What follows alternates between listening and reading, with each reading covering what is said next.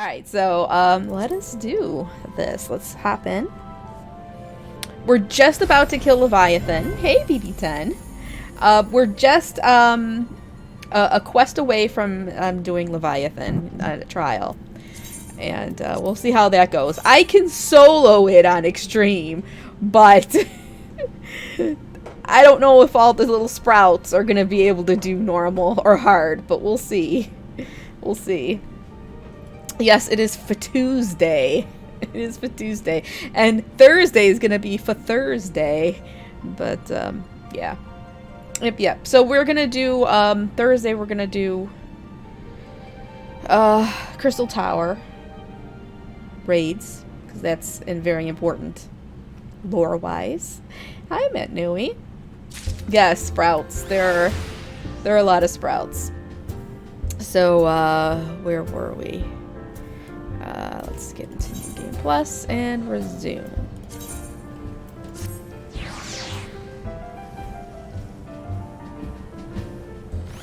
This music is just kinda... I kinda like it, how jazzy it is. Okay, so we need to speak with Merlwib in the command room in Limsa Lominsa. So let us do that. Let us do that.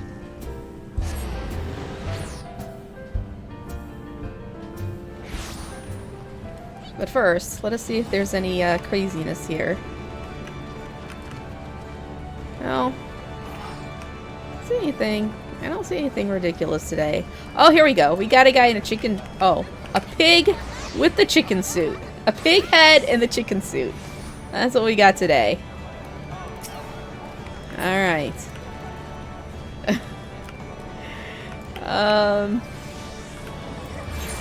We need to go this way.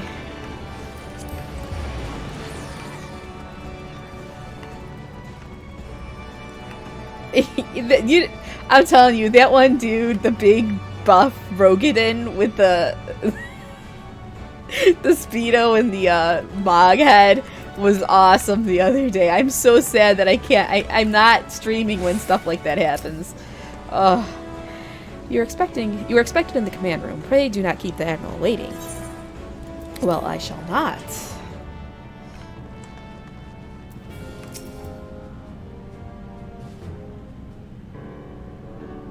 There used to be a hamlet beyond South Tidegate in western La Noscia. Halfstone, it was called.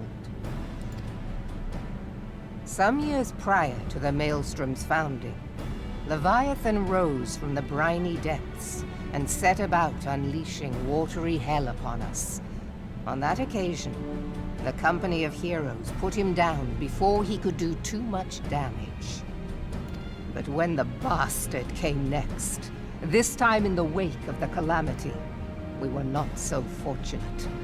Weary of ravaging our shoreline, he summoned a tidal wave which fair leveled Halfstone and washed the soil away for good measure. The area was subsequently occupied by the Sahagin. Aye, the thrice-damned creatures transformed it into a spawning ground for their brood. Given the quantity of crystal stolen to feed him and his legion of thralls, we can be fairly sure that Leviathan is stronger now than in his previous incarnations. If that sea demon is left to wreak havoc, what befell Halfstone may well befall a larger settlement, even Limsa. That cannot happen. The Primal must be stopped. That was ever our objective, Admiral. But how are we to achieve it? The sea is Leviathan's uncontested domain. The ships of the 3rd Squadron could not close to within 100 yards of the Primal, nor could their cannons pierce his defenses. I have read the reports, Master Thancred. Our warships may as well have been bloody pleasure barges for all the good they did. 7 hells! Is there no way that we might strike back? I'm gonna guess we're gonna have to get Sid on this job. We're gonna have to get Sid. The company of heroes defeated Leviathan, having first lured him into an inlet. But we must needs contend with him upon the open sea. it will avail us little to consult past experience.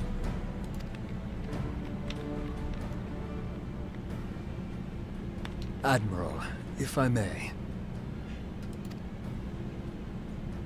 Speak freely, Marshal.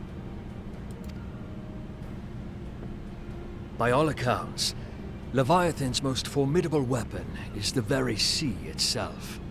Waves and whirlpools, tides and currents, all these things are his to command. The key to victory, I believe, lies in disarming our foe. This, in effect, is what the company of heroes achieved with their ruse. We cannot lure Leviathan from the sea a second time.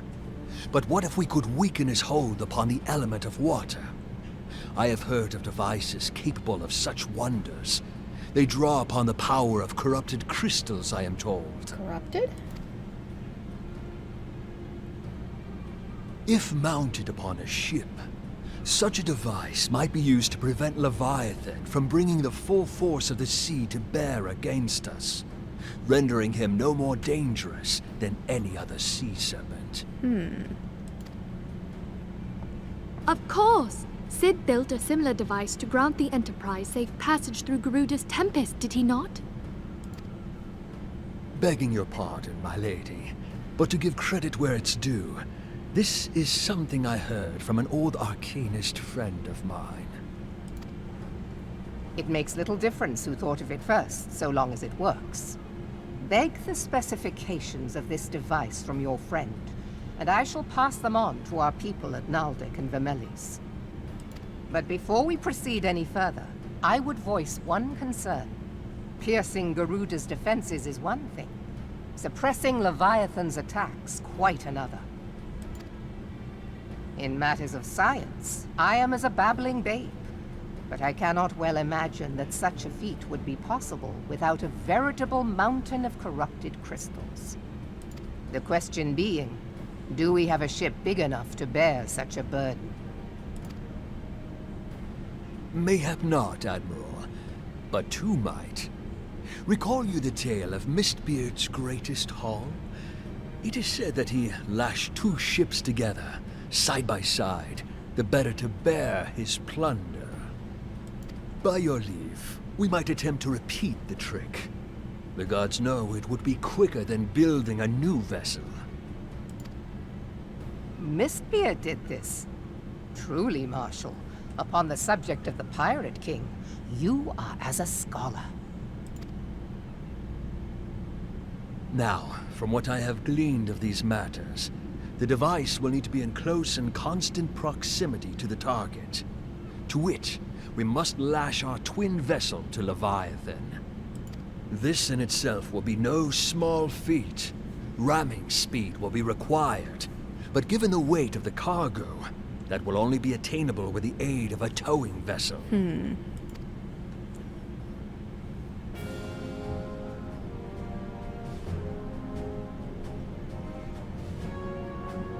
Suffice it to say, the task of piloting said vessel will entail considerable danger, and I would not ask it of another. I volunteer myself. Yes, lots of nodding. It will be dangerous for all involved, but we have no better recourse. Very well.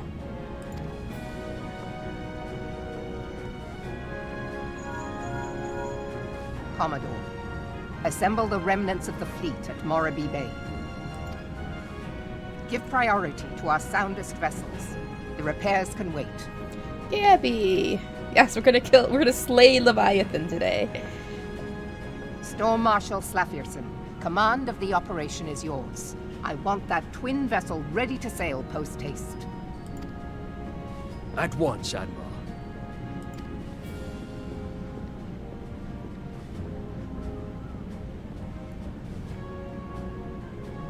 And then there is the small matter of slaying the beast.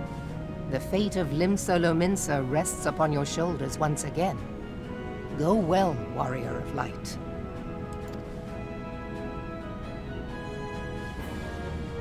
More nods.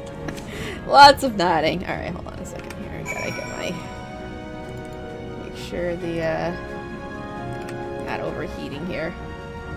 It isn't, but I just gotta I'm keeping an eye on it since I heard those EVGAs kind of heat up a lot, so I've been keeping an eye on my GPU. Alright. Beings held as gods also exist in what you call the Far East. Legends tell us that they walked among us in days of yore, but I confess that I never truly believed them. That I should live to behold one is humbling and horrifying in equal measure. Now that I have come face to face with a primal, I do begin to understand why the Garleans fear them so.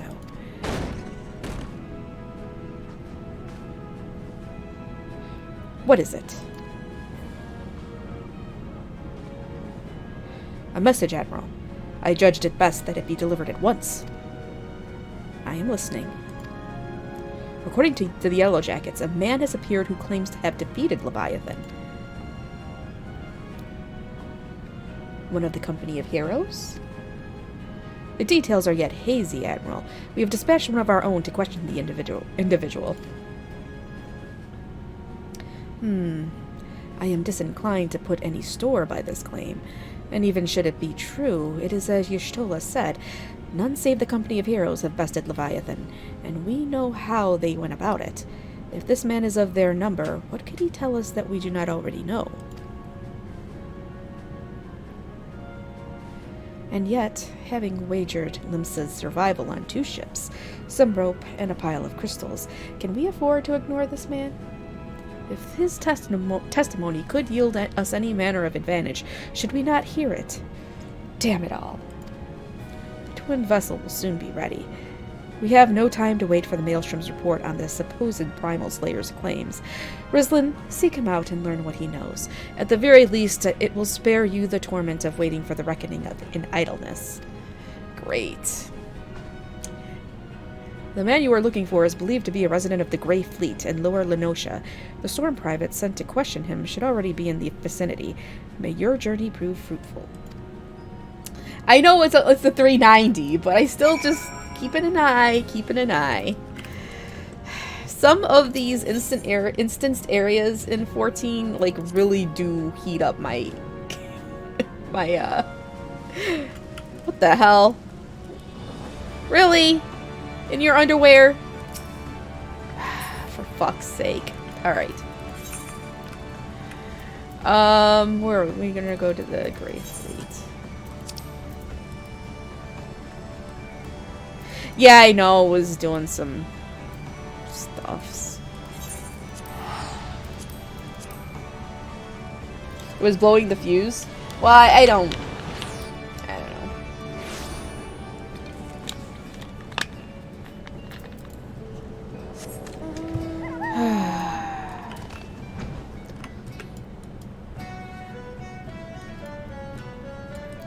Okay.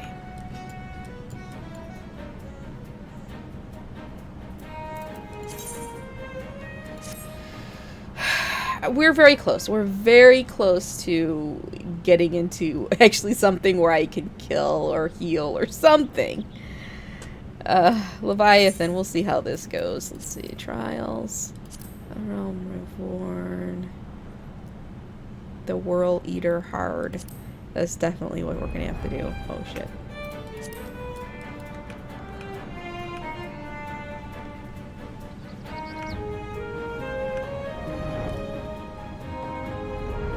Man, come on. It's the only thing. These invisible walls, they're kind of a pain.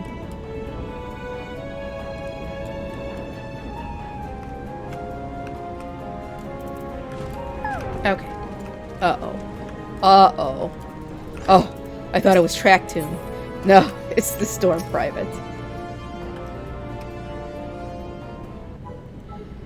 Now look here, you.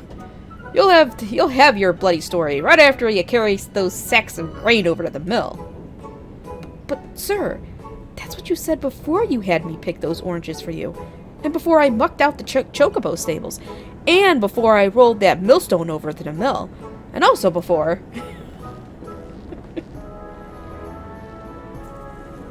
Gods, man. I've worked 3 days straight without a week of sleep.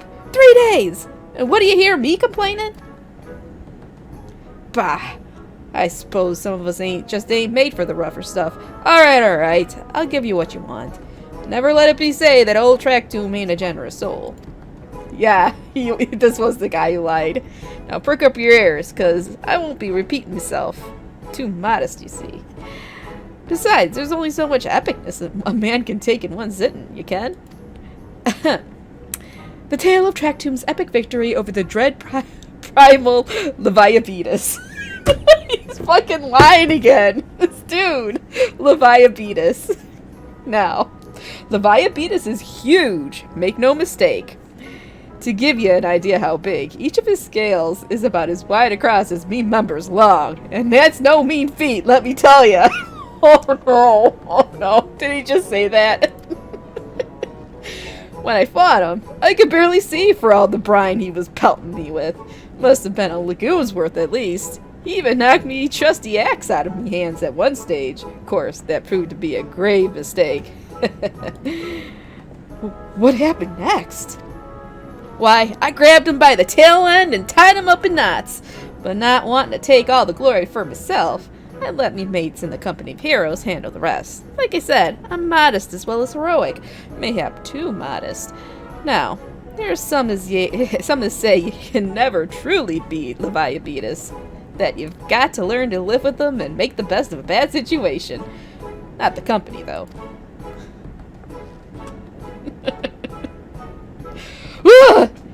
It's you! I'm sorry, I didn't mean it. I was just enjoying the intention is all. I take back everything I said. I was never part of the company of heroes. I'm no marauder. I'm actually a complete coward. I'm nothing. I'm chocobo dung. No, I'm the maggots you find wriggling in chocobo dung. I have to lie to women to tumble them, and that don't happen much. Me member's tiny. It's pathetic. Oh my god. Oh shit. I sure as hell didn't fight Leviathan, but I have seen him with me own eyes. 'Twas a fair few years back when I was working as baker's hand. I was shirking me duties one day, loitering around the harbor, when I saw it. A great big massive sea serpent some malms off the coast, with a fleet of galleons making straight for it, cannons firing. I was so bloody scared I soiled myself right there and then. What? Oh god, just remembering that day made me soil myself all over again. Hey, wait, if you're asking after Leviathan, it means you're planning to fight him, ain't it? Well, take care. He really is terrible. Dreadful, I tell ya. If you're not careful, you'll end up in his gullet or at the bottom of the sea. Why, you worthless, lying horse son! I can't believe you made me handle chocobo dung!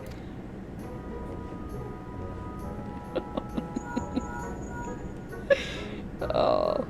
Rislin, this has been Philia. Were you able to learn aught of use against Leviathan? I beg your pardon? Leviathan? I see. That is unfortunate. At any rate, I have tidings for you. The twin vessel is now complete. We await you at the Morabee dry docks. Pray make your way here as soon as you are able. This dude, Tractum's awesome. I love him. They call me a working man. I reckon that's what I am.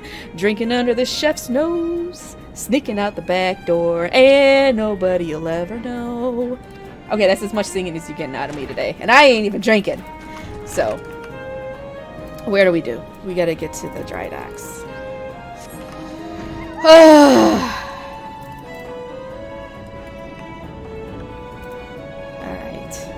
I know, I was singing a little bit. I must be in a good mood today or something. I don't know. You won't hear that from me a lot. Alright, so I think this is gonna bring us right to the quest. It's gonna take us into 10-10. Well, I think you're being a little generous there. A little generous.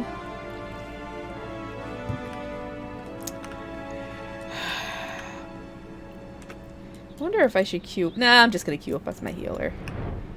Just gonna queue as a heal. It'll be faster and easier for me to do. Alright.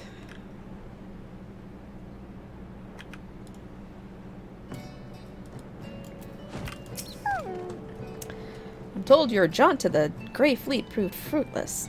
My sympathies, lass. I'll wager it served to take your mind off the events of recent days, though. But enough of that nonsense. The moment of truth is upon us. The twin vessel, the Whirl Eater, I call her, is complete, and she surpasses all my expectations. In addition to her prodigious tonnage, she has been fitted with a platform that you and yours might maneuver freely in battle.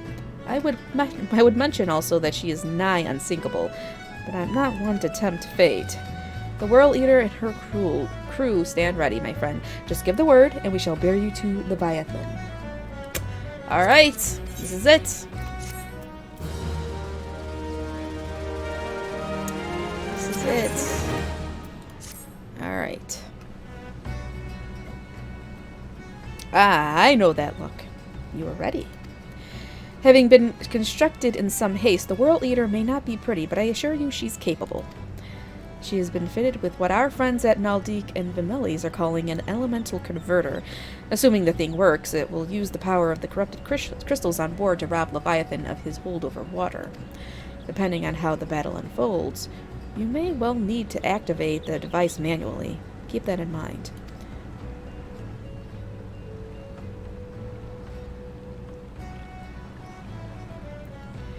It is expected that the Sahagin and their thralls will attempt to come to Leviathan's defense. Accordingly, the Maelstrom will once again employ diversions. Thancred and Ishtola, I would have you assist in this effort. If it is to fulfill its purpose, your diversionary force must not want for numbers. By your leave, I too would volunteer my blade. We would welcome it. Having seen you fight in Sapsa, I dare say the fishbacks will find your presence highly diverting. Thancred and Ishtola, if you would join the 3rd Levy and Lady Yugiri, the 5th.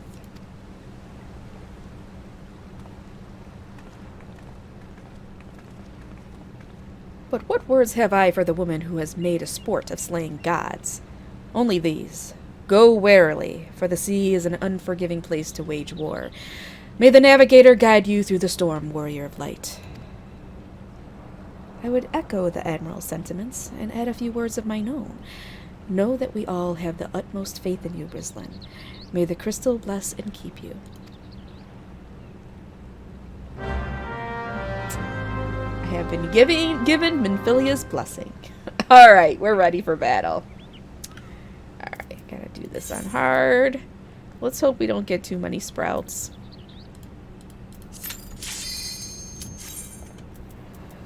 Yes, finally! Finally getting to some fighting. Ugh. Hi, Kaseya. You missed Track Tomb. I love that guy. That was hilarious with Leviabetus. Oh my god.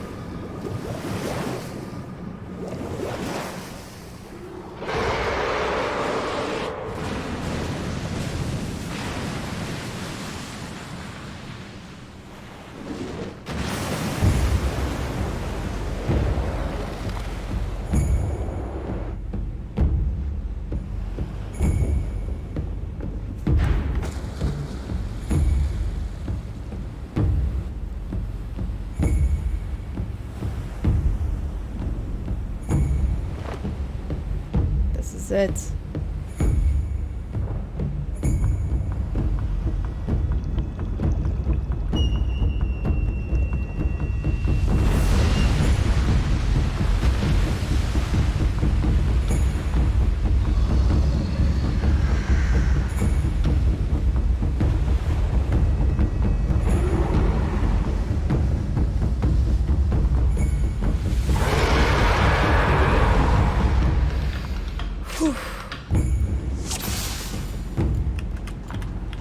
Oh, look at all them sprouts. Look at all them sprouts. Alright, but this shouldn't be too bad.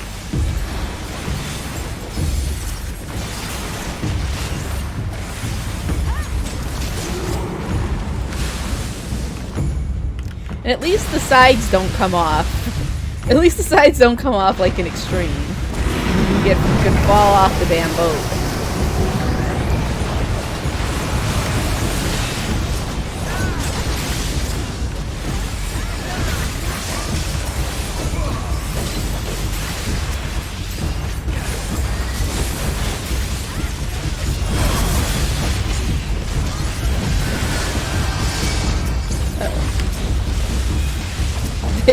They're looking at me.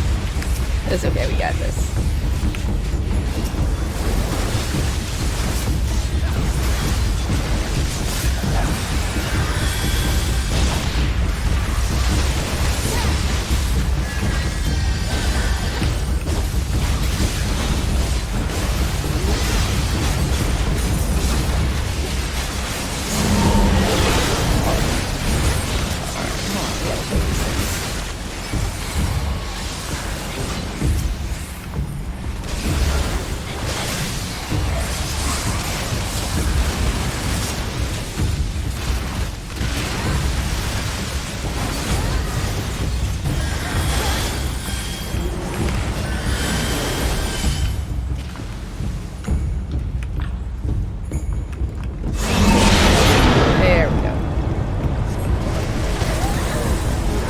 Are you kidding me?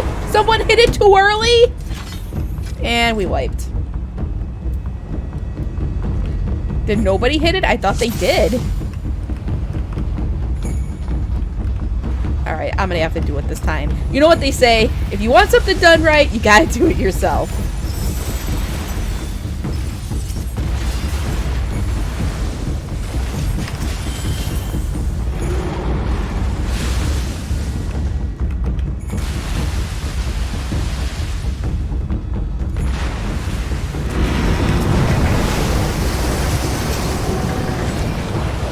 It looked like somebody hit it, but I don't know.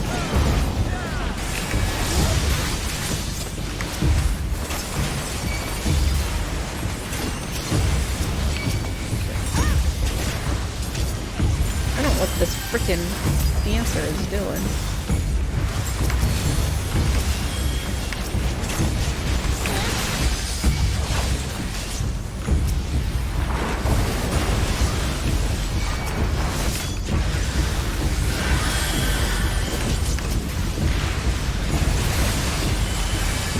Okay. These things.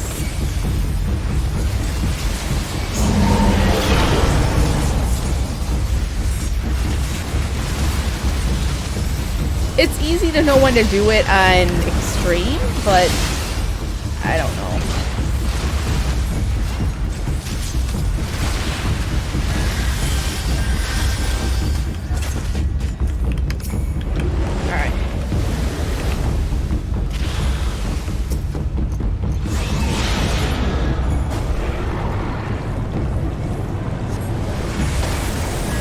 Alright, so at least we got it that time.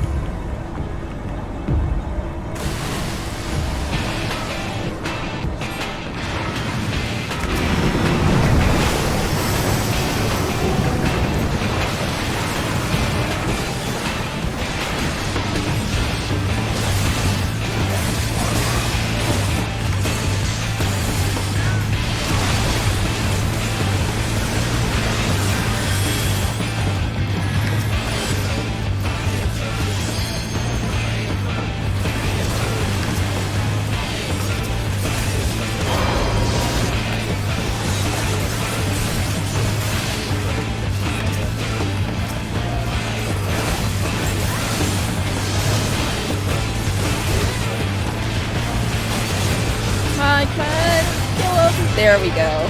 He's dead.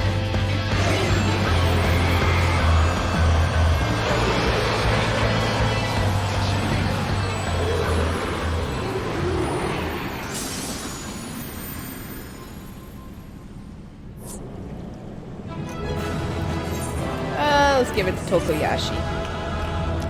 Alright. And there is no loot. Oh, I got a recommendation. And it is done. It is done. Man, I'm hungry again. That's what I get for having Chinese food for lunch. You're hungry like 30 minutes later. How does that even happen? Why does Chinese make you hungry right away? I don't get it. It was just leftovers from the other day, but knowing the urgency of your business, I thought it best to refrain from making conversation during your past few visits. But today I will permit myself a few words. I feel truly privileged to have had the honor of admitting a hero such as you. You are an inspiration to us all, madam. And on that note, the Admiral awaits you in the command room. And he winks. Get some crumb cheese? I don't have anything. Well, I probably could. I don't know.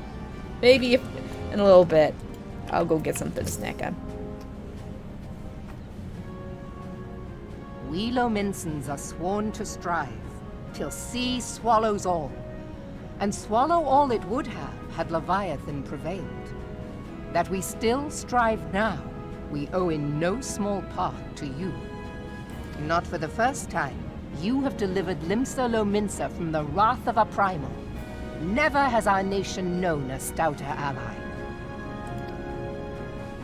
On behalf of my people, I give you my humblest thanks. Well, shucks. I'm just...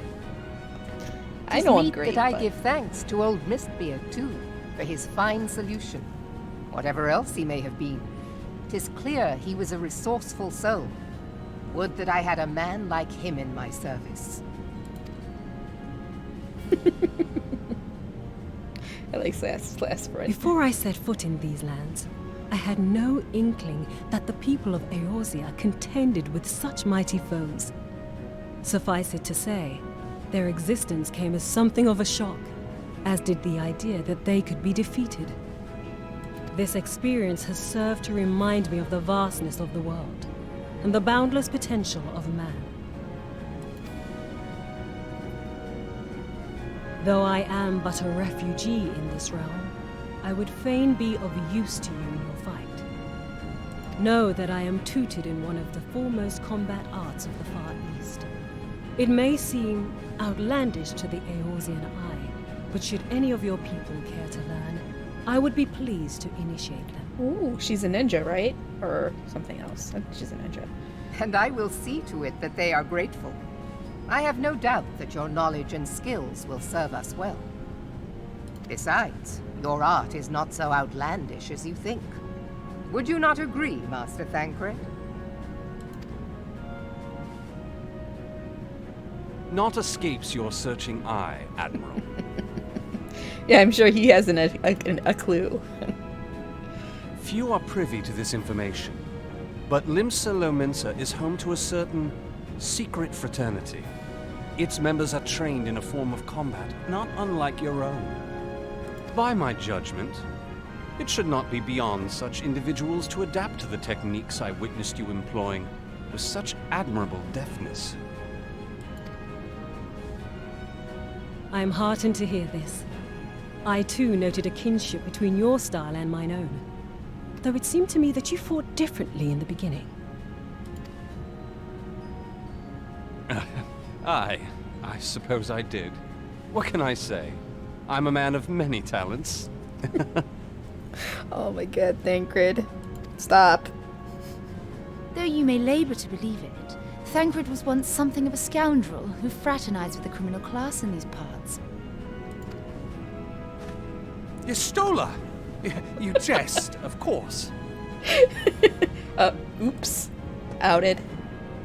But for a chance encounter with Alphino's grandsire, he might never have left Limsa Lominsa, or received an education in Sharlayan, or taken up his post in Uldar, which is where he trained in the blade, lest you wonder.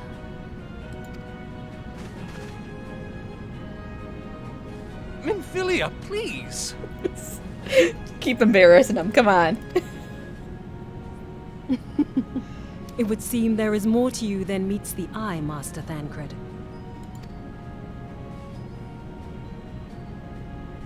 Lady Yugiri, I am told that you and yours came to Eorzea seeking permanent resettlement, and that many domins have since been engaged as frontier hands at Revenant's Toll. Moderna is many things, but a place of refuge it is not. Know that I would like nothing better than to furnish your people with a new home here on Lominsan soil. Alas, racked by instability as we are, our nation is in no fit state to take you in. Yet I'll not have it said that we turned a blind eye to your suffering. Until such time as we can do more, I pledge to send provisions. We are in your debt, Admiral. I realize that it scarce qualifies as repayment. But if it please you, I shall set about sharing my martial knowledge with your people at once.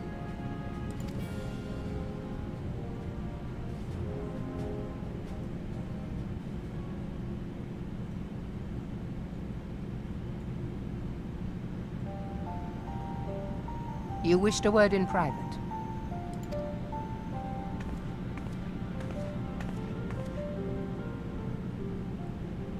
The better not to spoil the festive mood. History repeats itself, Admiral. As the kobolds did before them, the Sahagin resorted to summoning their god over a territorial feud. They acted in self-preservation. It may be that the Sahagin initiated this particular clash, but how it begins does not interest me so much as how it ends.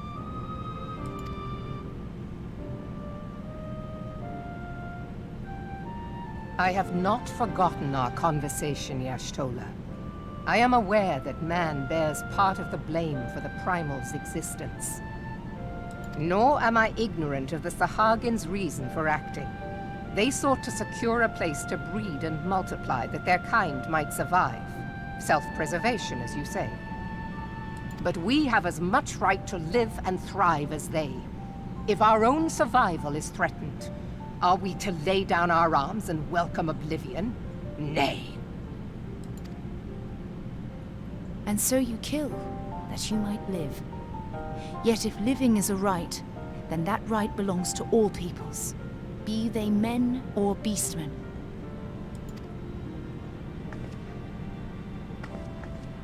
I'll not deny your reasoning.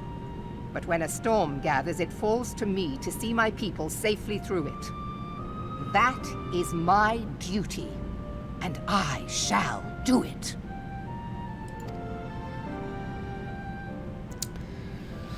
Whew. As must we all, Admiral. Stay the course then, but know that it will lead to no good end.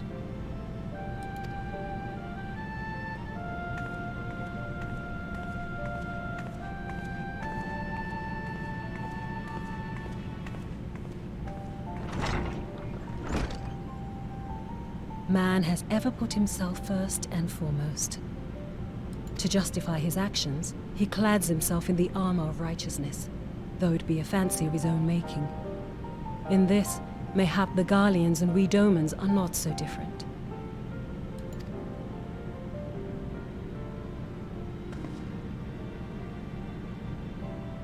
Well, she is a ninja. Eorzea has become as a raging sea. If we are to keep our heads above the waves, we cannot scruple to drown the man next to us.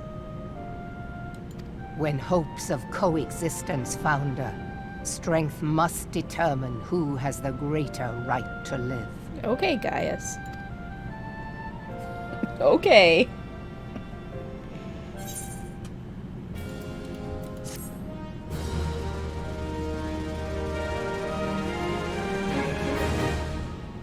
Alright, so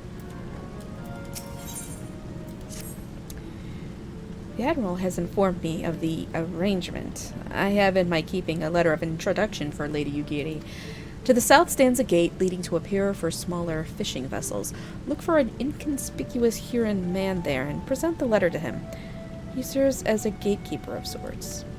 Now, before you go, I am obliged to remind you that the members of the fraternity to which you would be introduced abide in the shadows of Lominsan society.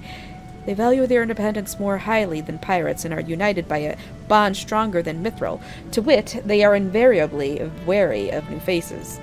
Though it be penned by the Admiral herself, mere words on parchment will get you only so far in their confidence. You must work for every ounce of trust they place in you.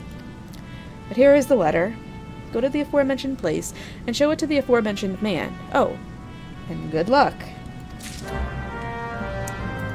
Alright, I need to go see this inconspicuous person down here. Alright.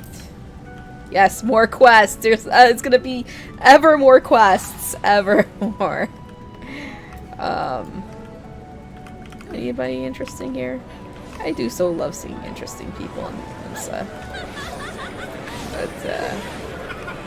no, nothing really.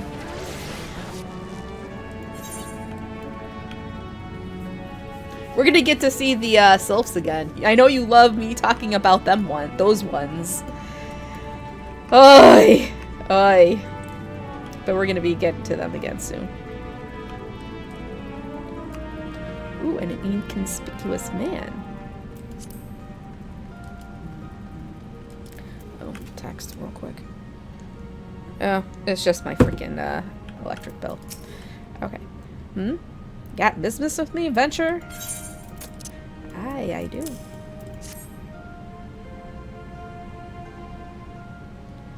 So you're the woman the Admiral sent word of.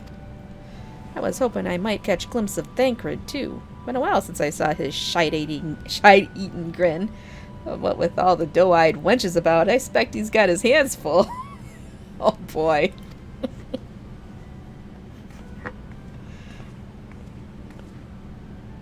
Ah, and you must be the Far Easterner that Merlwyb says wants to train with us. Welcome to Limsa, milady. I am Ugiri of Doma. 'Tis an honor to make your acquaintance. I must confess, when I first learned of your organization, I had certain preconceptions as to the nature of your membership. It would seem I was mistaken. You're not the first to say that, lass. Limsa is a city of pirates, to be sure, and pirates don't give two farts about keeping a spotless reputation. They hardly need a secret society to do their dirty work. Might be as my people and I keep to the shadows, but we've got nothing to be ashamed of. It's simply better for business that we remain unseen. And so you have developed fighting techniques suited to this purpose. I see. Know that the practitioners of my art, too, are denizens of the shadow. 'Tis in stealth that our strength lies. There is much we might learn from one another, I think. Then what in the seven hells are you waiting for? If you'd come with us, you Gary, or do what's it, we can get acquainted in more private surrounds. Ha! That didn't come out right, did it? No, it didn't. It didn't come out right. Lady Rislin, I shall remain with these people for a time, that I might study their ways. Though I am loath to be separated from my countrymen, I take solace in the knowledge that they are in the best of hands. You have been a true friend to us Domans. No words would suffice to express my gratitude. Ere long, I hope to begin imparting my martial knowledge to the people of Eorzea. When that time comes, it would be my honor to welcome you as a student.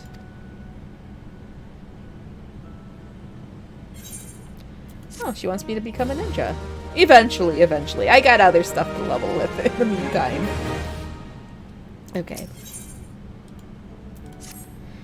Much and more has occurred since I first beheld Eorzea from the galleon's deck. Suffice it to say, I did not envisage being invited to play a part in your noble struggle. But forgive me, I have kept you over long. Doubtless you have pressing business of your own. Rest assured that I no longer require an escort in this land. When next you meet Lady Minfilia, pray relay to her my humblest thanks. Would that I could do so in person, but I must needs fulfill my promise to the Admiral. Till we meet again, Warrior of Light. Alright, back to the Rising Stones. Pretty sure this would be the end of... What is this, 2.2? The end of 2.2, then it's going to start the next chapter, or patch, quest, I don't know. But before we do that, I am going to go get something to snack on, because I am, like, really hungry. Don't eat Chinese for lunch, just saying. If you don't want to be hungry, like starving, and it's like 3 hours to dinner, don't eat Chinese. Oh, let's talk to some people here. Some 15 years ago, a mission took me to Ulda.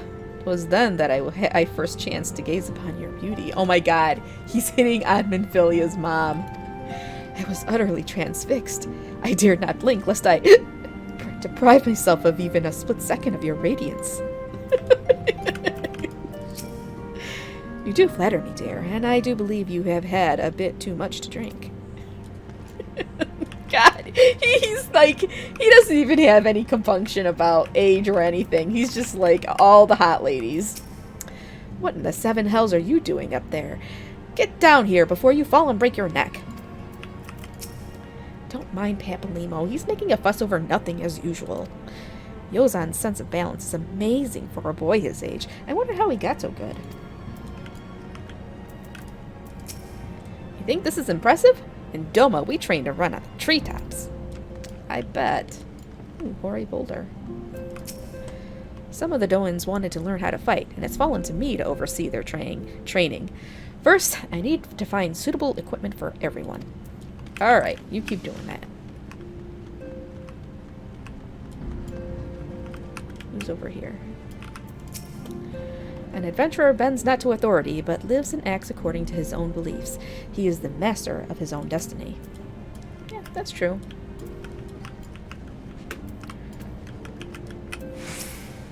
History is our friend, young one. The answers to the problems of the present are oft to be found within the past. We need but seek them out. What if you wanted to solve a problem that's already happened, like the Garleans destroying Doma? I don't know. On behalf of the Scions, I bid you welcome to the Rising Stones. With your cooperation, we hope to grow rich and transform this place into the piling gold. Teehee. Wait, piling gold? Oh, Rizlan, forgive me, but I must see to the Doman's needs. Alright, let's get out of here. That's enough of that. Enough of that.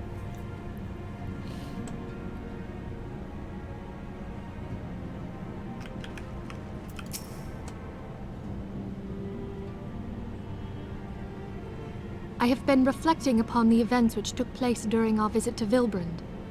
If you have a moment, I would share my conclusions with you. Please, bear with me. When the Sahagin Elder summoned Leviathan, he employed the power we have come to know as the Echo. Though I cannot well explain the how of it, it would seem he became immortal in so doing. When the Admiral subsequently slew him, his spirit emerged from his lifeless flesh, a consciousness shorn of physical form. Thus transfigured, he took up residence in the body of his minion with the ease of a man donning a favorite glove. Long have I known that the Echo allows one to pass through the walls of a man's soul, but never did I imagine that it could free us from our own flesh, nor less that our souls could then occupy the next corporeal vessel to take our fancy. It was of this that Elidibus spoke, an existence which knows neither cessation nor oblivion. And yet, though the Sahagin had mastered his gift and thereby become immortal, he was by no means invulnerable. As we both bore witness, he was ultimately absorbed into Leviathan. And the import of this observation? If the Ascians' mode of existence is indeed the same, it can be inferred that they too are not invulnerable, that they can be destroyed. Well, I would hope so. There exists a legend which tells of souls who are reborn upon the cusp of each umbral calamity, that they might stay the encroaching darkness. To most, it is but a fairy tale, yet recent events have given me cause to wonder, could the legend in fact refer to the Echo? Much and more yet remains unknown, but I am confident that all will become clear in time. For the present, however, what matters is that the key to defeating the Ascians may at last be within sight. With Urianger's aid, it is my hope that I shall fathom this matter ere long.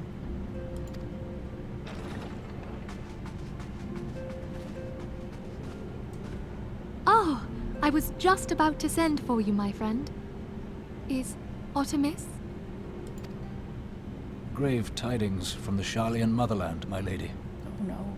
It doth concern our distant allies, the students of Baldessian. What of them?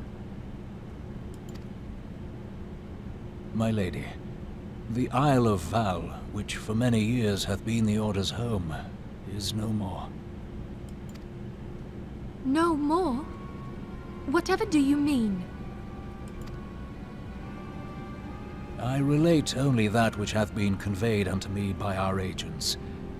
An etheric wave of the highest magnitude was recorded in the region. Soon thereafter, 'twas observed that the isle had ceased to be. The heck? Who could do that? 'Tis postulated that a magic was evoked, like in power to Ultima.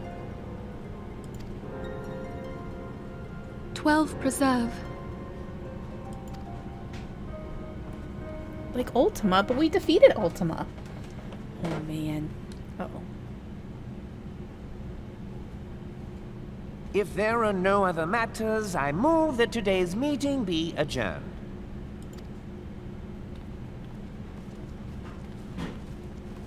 Shit's heating up, you guys. What's going on?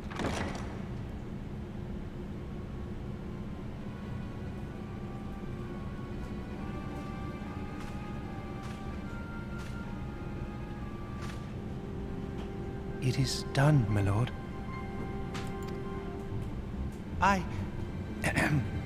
Forgive my impertinence, my lord, but these orders, I am uncertain as to what end they serve.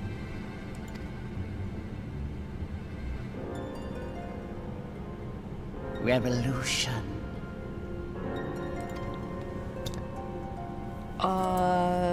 Shit. Shit. Alright. CB pen's on, so I gotta sneak by you to get a drink. You gotta sneak. No, stop! He's being a butt. Okay, so this is, I think, the beginning of the next patch. So I'm gonna go find myself a snack. Let me go get myself a snack real quick and then we'll continue. Yeah, so many... He's an ass. He's an ass. Alright, I got crunches and a Dr. Pepper. Because I'm not gonna drink today. Not boozing it up today because I have reading to do. And I don't want to mush-mouth it. Because this reading's not always easy. Yeah, I know.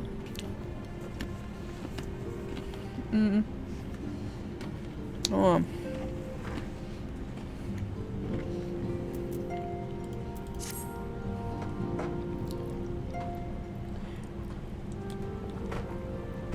Our friends, the very isle itself.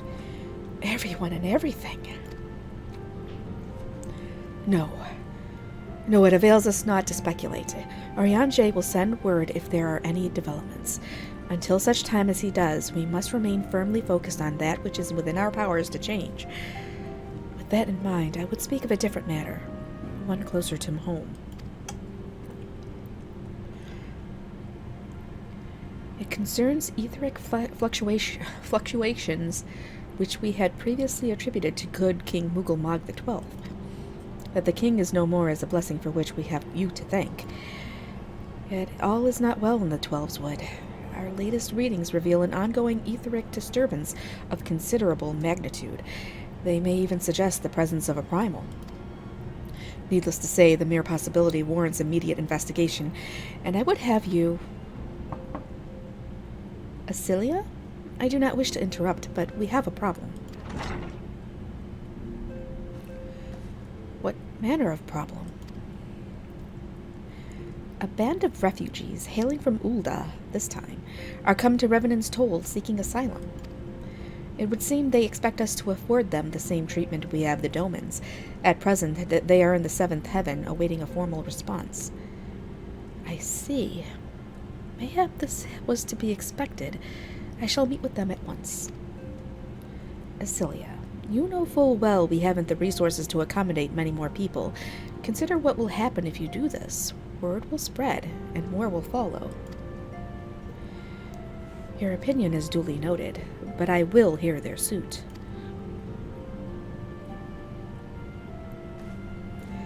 Rislin, I should be grateful for your presence at this meeting. Your mom's like, hey, it's not Friday. I know, I'm just trying to get into Heaven's Word, and then we can get back to our Friday streams. Because I actually want to stream during the week. I want to stream Haunting Ground. I have it running, and I've never played that game, and I think it'll be a fun one to watch. But anyways,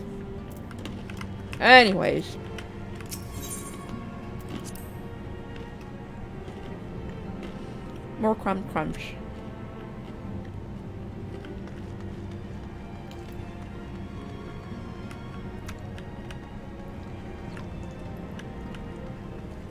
It is for Tuesday. Oh, alright.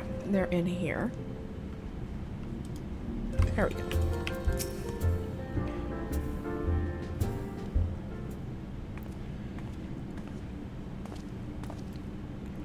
I apologize for keeping you waiting. My name is Manfilia, and I lead the Scions of the Seventh Dawn. 12 be praised, it is you! We're ready and willing to work, same as the Domans. Just give us a task and we'll see it done. Pray calm yourselves. I appreciate your enthusiasm, but I know aught of your situation. Beg your pardon, antecedent. I ain't so good with words. We've been living off the scraps of Ulda for years now, trying to piece together a life to replace one what got took. They say there's work, but there's naught for an honest man. Naught as wouldn't sully his soul sooner than his palms any road. The flames do what they can for us, of course, but it ain't near enough. And it's only getting worse. When the calamity brought us to our knees, those rich bastards in the city didn't help us up. They climbed on our backs. I don't pretend to be clever, but even I can see what's coming. I knew we had to run. The only question was where. And then it came to me. Revenant's Toll. I mean, you took them foreigners in, didn't you? So you'd surely do the same for us. I fear the situation is rather more complicated. While it is true that we accepted the Doman's petition for aid, that decision was the product of extraordinary circumstances. I sympathize deeply with your plight, but pray understand that it is not possible for an organization of our means to aid all who have been affected by the calamity. And so it is with great regret that I must deny your request. But we've nowhere else to go. You're turning your backs on us? If I might have a word. Tataru, is aught amiss? Ill tidings from Ulda, my lady. Alphino has been wounded. What? How? Is it serious? I cannot say for certain, but I fear it might be. According to the flames, the refugees started a riot. They went wild, apparently, lashing out at any and everyone. That can't be right. Why would they? They must have been provoked. The demonstration was meant to be peaceful. 7 hells. Now the Blades have an excuse. They'll round us up and kill anyone who tries to resist. Antecedent, please, if you won't help us build a new life, at least help us keep the ones we got. My lady? We are not ones to stand idly by and watch innocents suffer. However, until we know more of the circumstances surrounding this riot, I am not certain what aid, if any, we can provide. If the authorities determine that the refugees attacked without provocation, then those responsible will have to answer for their actions. How can you be so blind? Find Alphino and quickly. If he is in danger, or worse, I would have you and none other by his side. Thank you. Pray do not concern yourself with the matter we were discussing earlier. Ida and Papalima will see to it. Alphino is being treated at the Hourglass. Hurry, Rislin. Oh noes, we got to save Alphino. Well, he's not. He's fine. Alphino's fine. Alright. More Ulda.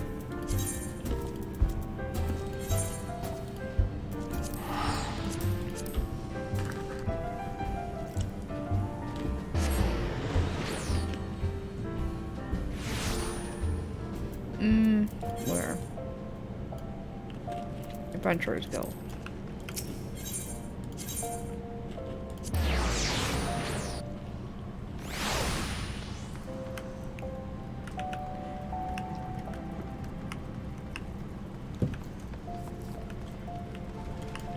Alright.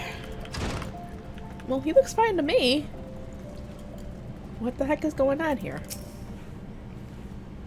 Yeah, pretty much. He's fine. Crunch.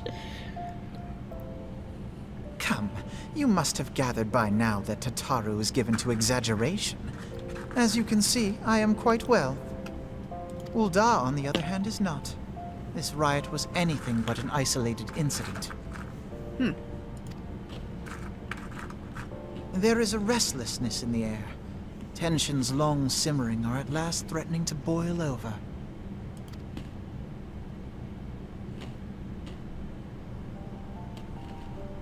Ul'dah is a nation infamous for the great disparity between the wealthy and the poor. The majority of the populace accepts this state of affairs because they believe that every man bears responsibility for his own lot in life. To an Ul'dan, money is the foremost, and some would say the only measure of a man's worth. Small wonder that the wealthiest wield the greatest influence. So where do the refugees fit into this social hierarchy? What place is there for those who fled Alamigo and the destruction of the Calamity? Plainly, there is none. They have no wealth, no power, and no worth. To the Ul'dan way of thinking, they may as well not exist.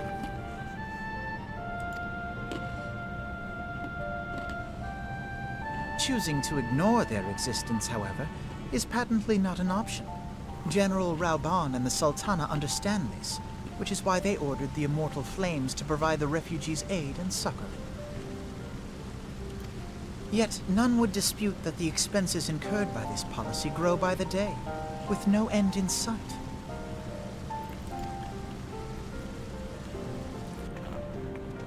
This has prompted more and more Ul'dans to question their obligation to aid these worthless wanderers. While more and more refugees have come to resent their treatment at the hands of the sneering citizenry.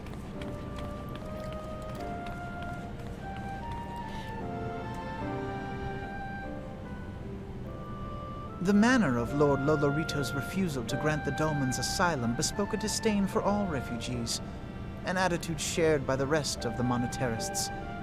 And you may be sure they make no effort to conceal their opinions. It was only a matter of time before the refugees united in protest, nor is it any surprise that some among them would ultimately resort to violence. So it sounds like there's some tensions here, for sure. That the Immortal Flames should choose this of all occasions to engage in joint training exercises with the other Grand Companies. By the time they return, the situation may well have deteriorated beyond mending.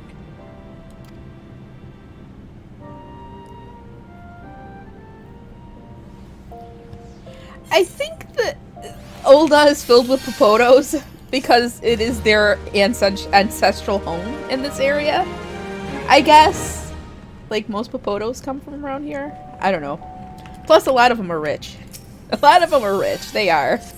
Like Guruju. I love that guy. As I told you before, it was all but inevitable that an incident of this kind would eventually occur given the rising tensions within the Sultanate. Nevertheless, I have reason to believe that this particular riot may not have begun spontaneously. Have I piqued your curiosity? Good. Then you will accompany me to the Hall of Flames. I would hear what General Reborn has to say upon the matter. Oh boy.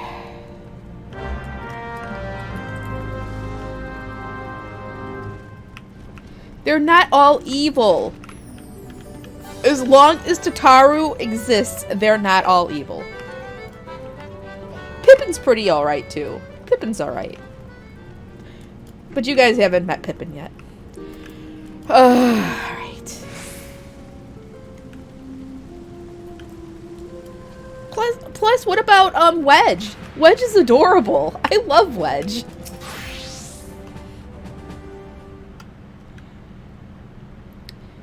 Now is not a good time, Rislin. My hands are full dealing with the refugees.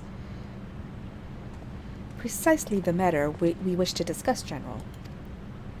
Alphino, back on your feet already? You may credit my swift recovery to your chirurgeons. My memories of the riot are still somewhat muddled. I trust you managed to regain control of the situation. Not entirely. We secured the city soon enough, but not before the unrest had spread to the surrounding territories. Pockets of resistance remain throughout Thanalan. We have sent what forces we can spare to root out the last of the belligerents, but progress is slow. They are damnably elusive. I can well imagine. Given that the majority of refugees live outside the walls, it stands to reason that they would know the lay of the land. What I do not understand is how they came to be so well prepared. Before my little accident, I observed that several of the refugees were armed, and not with butcher's knives or pitchforks, but with martial weaponry. I need hardly add that such equipment is costly. So someone is supplying the refugees with weaponry, clearly. None can deny that tensions between the Olden citizenry and the refugee population have increased since the Domans were turned away. But would that motivate a starving man to purchase arms in lieu of food? I think not. And what of those who have not even a single gil to spend, who could not survive without the aid provided by the immortal flames?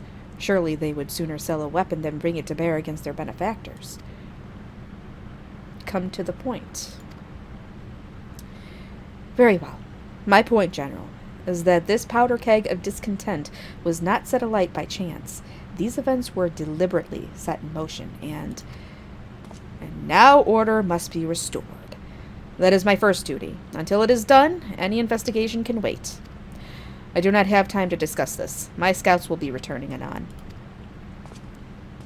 Oh, you don't want to hear none of that shit. The General is no fool. He keeps his own counsel, and with good cause. Were he to claim, without the necessary proof, that these riots were instigated by outside forces, the monetarists would accuse him of attempting to shirk responsibility. After all, he and the Sultana have been the most outspoken proponents of refugee aid. Regardless, they will face harsh criticism in the days ahead. Our allies may stumble upon the truth in time, but I have far more faith in your abilities, Rislin. Therefore, I propose we conduct our own investigation, independent of the authorities. To that end, I would have you make inquiries in the settlements suspected of harboring the belligerents. Commander Swift will know which they are. He may balk at a request for such information, but I've no doubt that you can persuade him with your silver tongue. I have a silver tongue! I, meanwhile, shall seek answers in my own way, after which we can regroup and share our findings. Well then, shall we? Television No, not television Adelavision. Oh my god, I gotta tell the husband about that one. No, it's Teleji Adeleji. Fucking Teleji Adeleji. Ugh. Okay.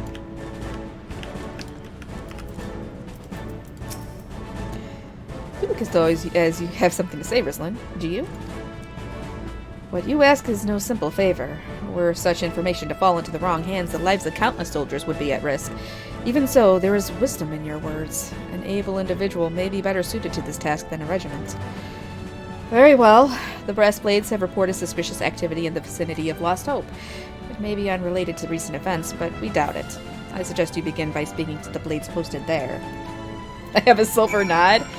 Well, I'm thinking I need to get in a different outfit than this. This is my gambling outfit. Let's see what I got.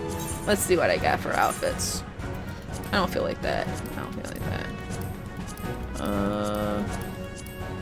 Oh yeah, GC. Oh, we're gonna go around as a bird. What? Oh shit. Why am I'm not occupied. Hold on. There we go. There we go. Now look it. Now I am a spoony bard. Am I not a spoony bard? This is I love this outfit. I'm just so proud of myself for putting it together. I'm very spoony. Alright, let's go.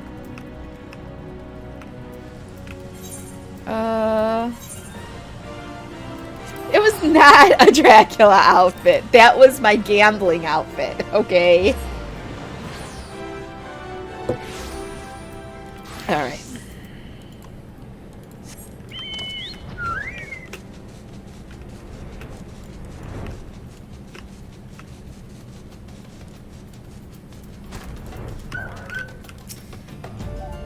What brings you here, adventurer? Search for refugees. Well then, you've come to the right place. Ah, you mean those refugees.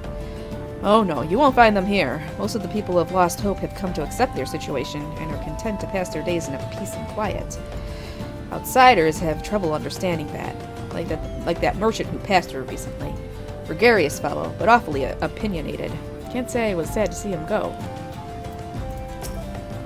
Friend of the Sultanate, are we? I take it this means someone has read my report. The refugees who left with the merchant have yet to return, and I am increasingly concerned that Zazawaka's suspicions were correct. Zazawaka. You haven't the foggiest what I'm talking about, do you? Never mind. Speak with Zazawaka. He will explain everything.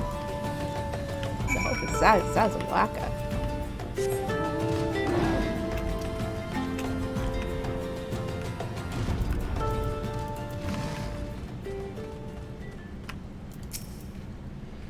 Ah, don't hurt me! I'm not one of them! Wait, I know your face. Are you not the woman from the Church of Saint Adama Landama? 1,000 pardons, my friend. I mistook you for one of the thugs who have been tormenting us. If Leofric... Is it Leofric? If Leofric bid you speak with me, then I take it you've agreed to help. Well, be praised for that, because we haven't a moment to waste. Everyone knows the flames are on the march. The others have fallen under that fanatic spell, but not I. Promises a revolution and retribution, of holding the ruling class to account and taking that which is owed. Ha! A childish fantasy. I did everything I could to dissuade the others from leaving, but few would heed my words. Not that one of our idealists has returned. Not that one of our idealists returned, however. The madness... Well, now that one of our idealists has returned, however, the madness of the merchant's plan is plain for all to see. Look behind yonder tent and you will understand why. Even now he babbles incoherently, so traumatized is he by the bloodshed he witnessed. Try as I might, I can make little sense of the words beyond the fact that he was not alone in surviving. Yet I have no doubt that merchant will leave the remainder to their doom. I beg of you, find them before he does. Okay. Alright, so what's going on over here? What are you doing? Don't try! Don't try! Why didn't you run away from me? We could have escaped together. Then you'd be there with me, be here to soothe me. Why? Why did you have to stay and leave me alone? Okay, this guy's freaking out over something. I don't know what the hell's going on, but let's do this.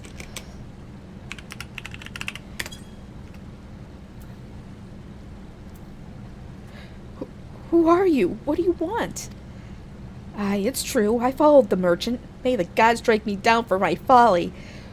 What they will not give, you must take, he said. When we asked how, he revealed a cache of weapons he had brought and implored us to seize control of our fates. I thought about running then and there, but the others were so excited. He split us into 2 groups, sent us off on our own.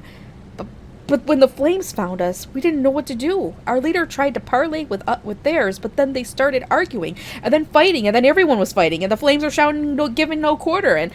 Oh, gods, the other group, they're still out there. If we don't stop them, they'll be massacred like mine was. Oh, boy. So who is this merchant? Okay. The other refugees are hiding in the cave south of Lost Hope, but to approach them would be fruitless. They would sooner call us agents of the Sultanate and try to kill us than listen to reason. Why, the twins might even deign to do the deed themselves. Pox and all bloody sellswords. They were supposed to train us to fight, but the ones he sent with us vanished during the struggle. Oh, if only we had never listened to that merchant's ridiculous claims. He said our cause was righteous, that the gods would never suffer us to be defeated. Though if they were forced to confront reality, that's it! Challenge the twins to combat and show my brethren that their strongest warriors are no match for one woman. Mayhap then they will agree to lay down their arms and renounce this plot. Alright. I've been sold for 1,900 gil. No, I sold 2 ruby tomatoes for 1,900 gil. Alright, so time to go beat up some refugees. That's what I got to do. That's what he wants me to do. I gotta go find these guys and beat them up. Alright. It's just some stuff on the marketplace that's selling. Ooh, 2 bulbs of garlic! 2 bulbs of garlic! Do you see that? They sold. Okay. 7 hells, they found us! Everyone, grab your gear and make for the rendezvous point. So that's your name, is it? Sorry to disappoint you, lass, but we're more than willing to kill you ourselves. Wait, that's your game. What am I supposed to do here? Oh, here we go. Damn it.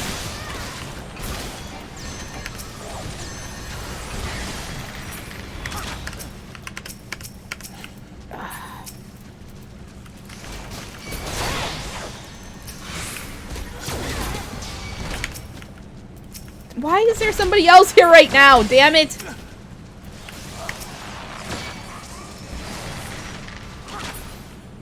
Alright. Did that do it? No.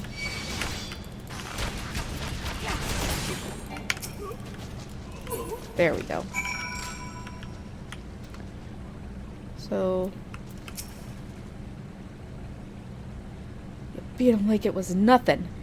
Hell almighty, what are we gonna do now? Alright.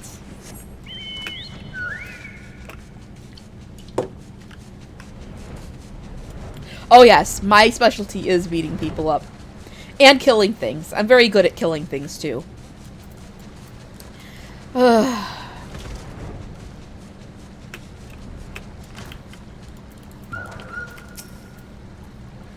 You've returned. Did you find my brethren? What are the twins? What happened? I see. Well, you had no choice. Better that a handful of them take a beating from you than the lot get butchered by the flames. Tell me, what did the merchant have to say when it was over? Huh? But where else would he be?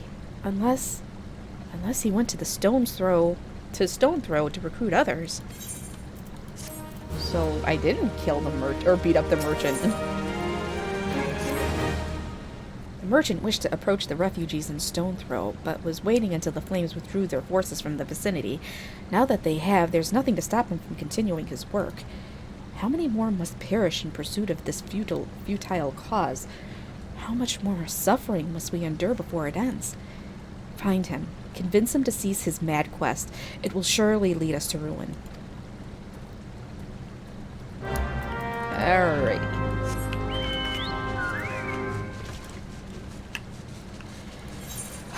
Time to go beat up this merchant. It's a cloudy day today. Can't even really see that far with the flying. It's just really cloudy. Ugh. I'm not a serial killer, okay? I only do it when I need to, which is all the time. But I don't enjoy it, or maybe I do.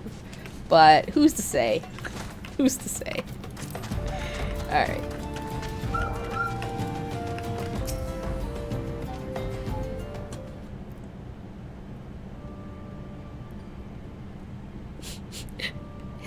Have you seen my parents?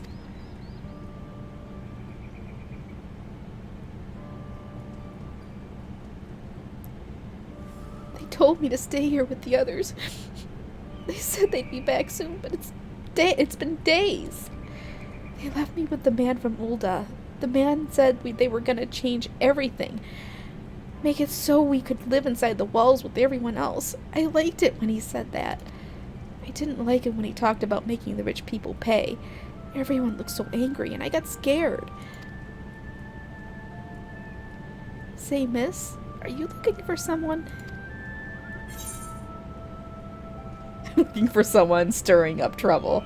I don't think it matters what I... There we go.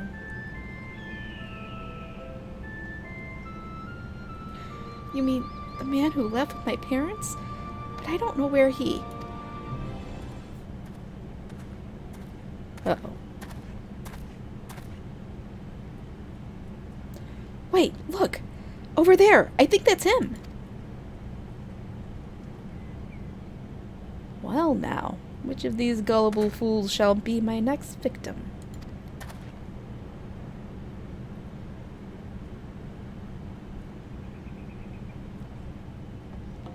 You? I... Uh-oh.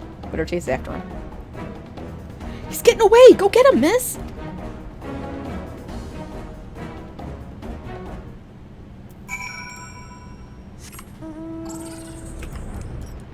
I don't think he's gonna get far.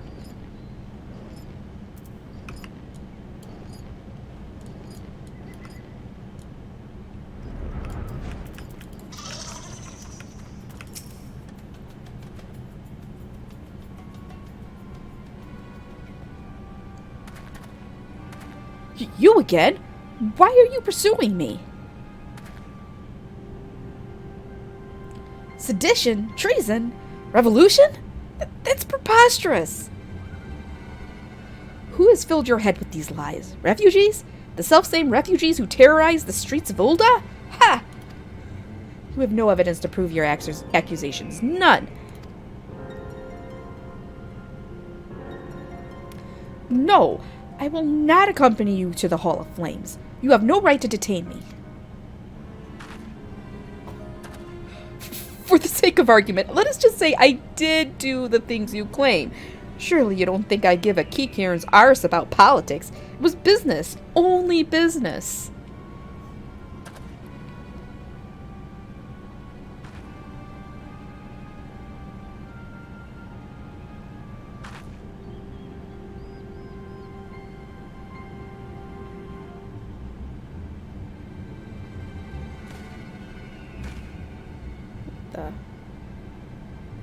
We both know I am not the one you want.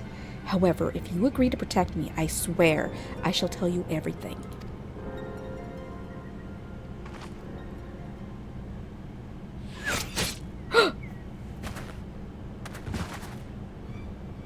Damn it.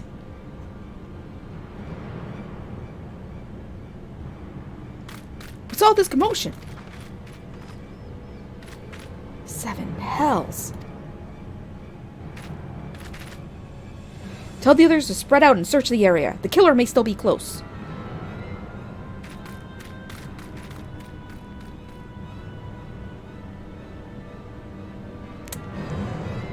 Boy. Hold, adventurer. I would know more about your relationship with the victim, as well as the events leading up to his death. This man was responsible for the recent riots. Mayhap we owe his murderer a debt of gratitude. In any case, it is obvious you are not the one whom we seek. You may carry on with your investigation, Scion. If I find this dude... Uh-oh, I gotta go with all things. So who is this guy? Who is this guy? What's going on? I do so enjoy political intrigue. Some of my favorite shit. Some of my favorite storytelling stuff is the politics stuff.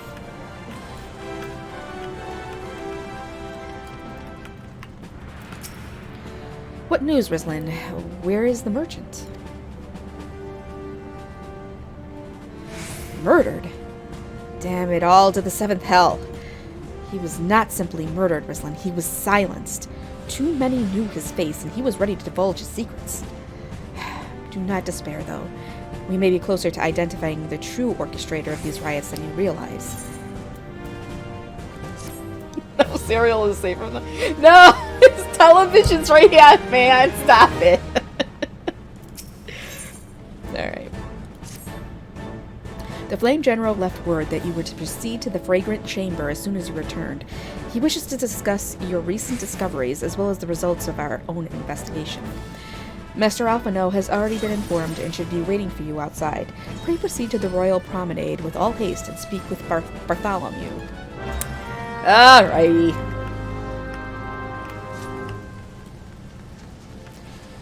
Alright.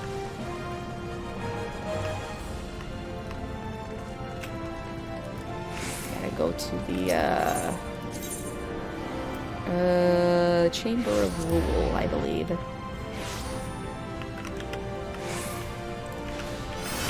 Oh, see, now that I'm running around on my bard, I can get my peloton going. So I can run faster all over the place.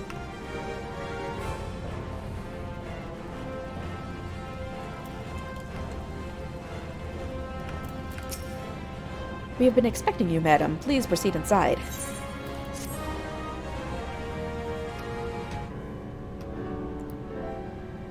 Commander Swift has kept us apprised of your recent activities. You've made great strides towards quelling the violence. Despite our best efforts to determine what provoked this uprising, the truth continues to elude us. Have you uncovered aught which might shed some light on the mystery?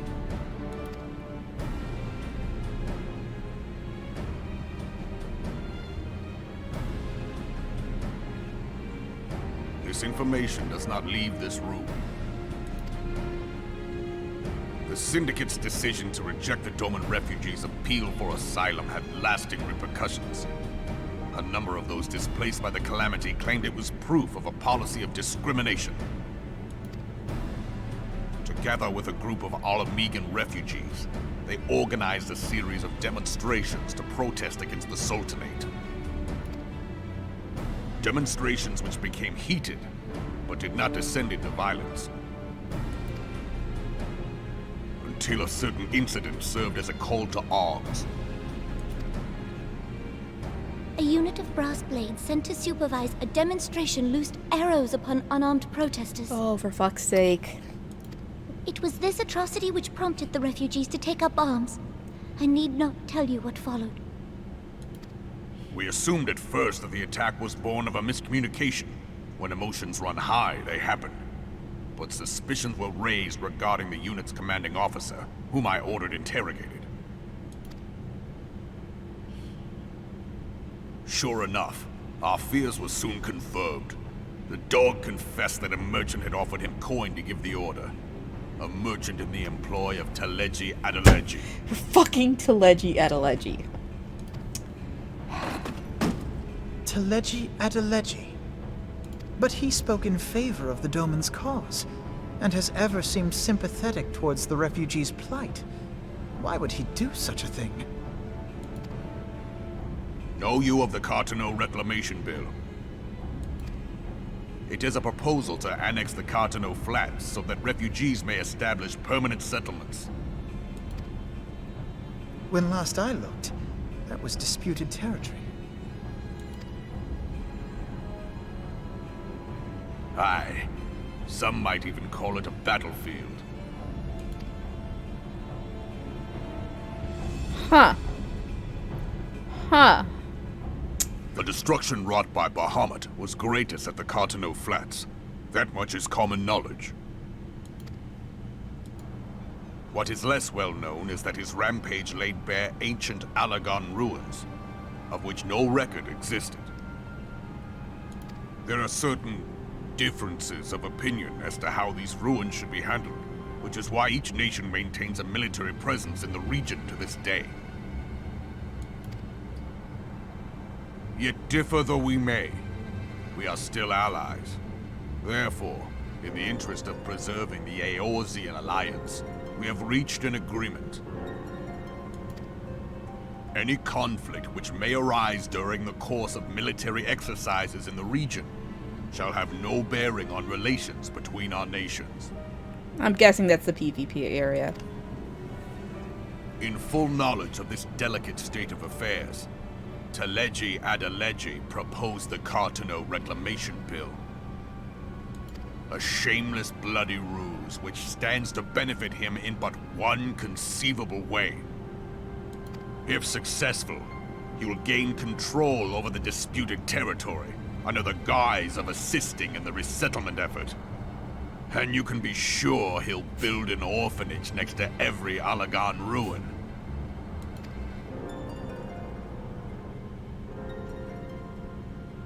The man would threaten the unity of the Eorzean alliance and risk countless lives for personal gain. He walks a path all his own, independent of any faction and beholden to none of his fellows on the Syndicate. By inciting the less fortunate to violence, he hopes to convince others that the Cartano Reclamation Bill is the only viable solution. His sympathy for the plight of the Domans was not but posturing to gain credibility with the refugees. Of that there can be no doubt.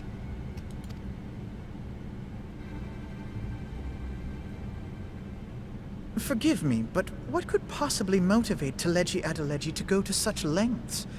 What is so special about these ruins that he would risk his position on the Syndicate, and, most likely, charges of treason against the Sultanate? Omega. Omega? Pardon?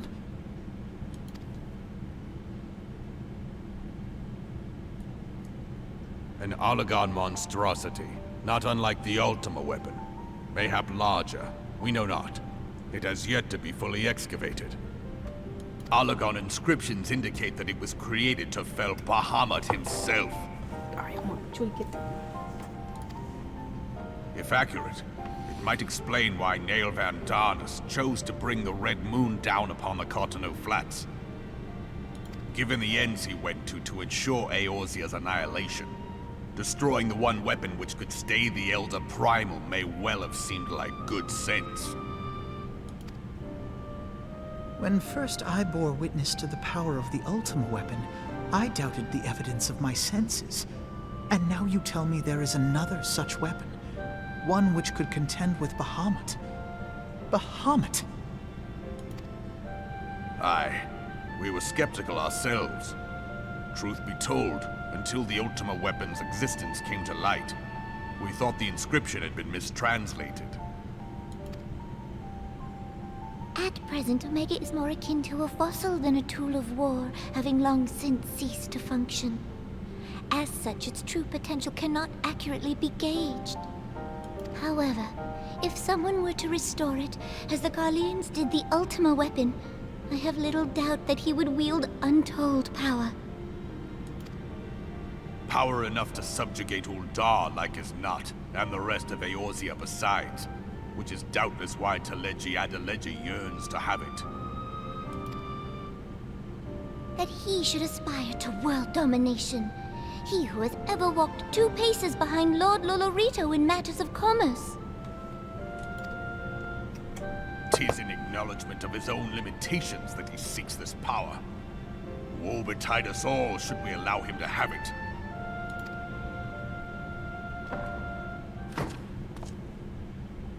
Pray waste no time chasing rats. Only a fool would believe that secrets can be kept in Uldar. It would seem the implications of the Sultanate's refugee problem are rather more far-reaching than we assumed. Yeah, this seems like a pretty big problem.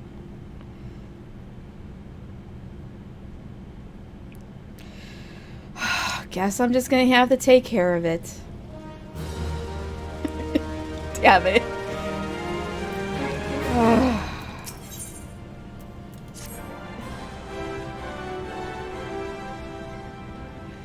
I should be glad to know the truth, and yet the thought that all this chaos was the product of one man's lust for power sickens me.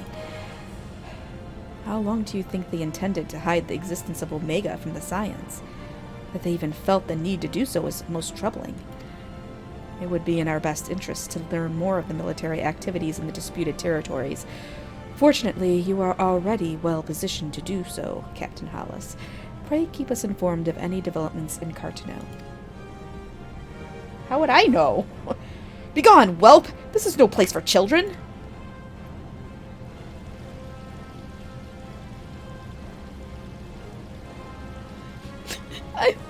I'm sorry. Oh, it's that poor girl.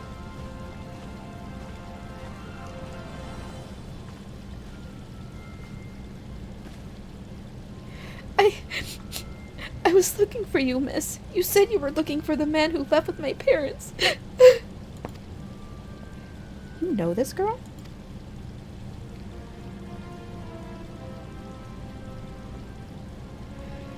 So he visited Stone's Throw as well, I see. Hey, Faraday. Did you find the man? Were my parents with him? They were not, I am afraid. However, I can think of several places they might be. If you'd like, we can go and look for them together. Really? You'll help me look, mister? Of course, but first I must needs finish speaking with my friend. She's telling me a secret, you see, so no one else is allowed to listen. Mayhap you could wait for me by that pillar over there. We require but a moment. Okay, mister. I'll be waiting. I'll take her to the quicksand. Mayhap Momodi will know what to do. A legion of Garleans and ether-starved primal. Even dealing with an Ascian would be preferable to this charade. Sometimes I fear Minfilia is too ambitious. We rush hither and yon in response to threats as they arise, without concern for the strain it places on our limited resources. And ourselves. No, Chewie, stop! Okay, he's on the keyboard. Get down. Sorry. Sorry. Mayhap the time has come for a change. Rislin, this is Minfilia. I know this is sudden, but I must ask you to return to Revenant's Toll with all due haste. The situation in the Twelves Wood has taken a turn for the worse. I will explain in detail once you arrive.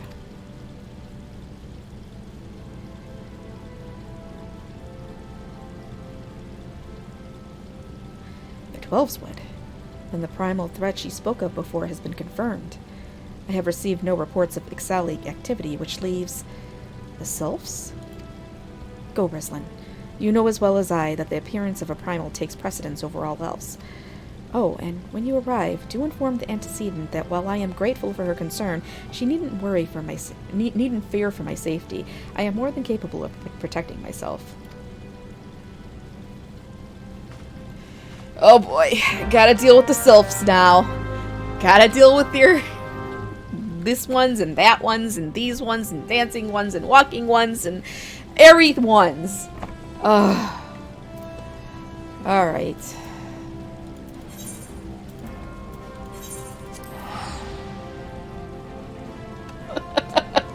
We should. Well, vision at television. Oh my god. Alright.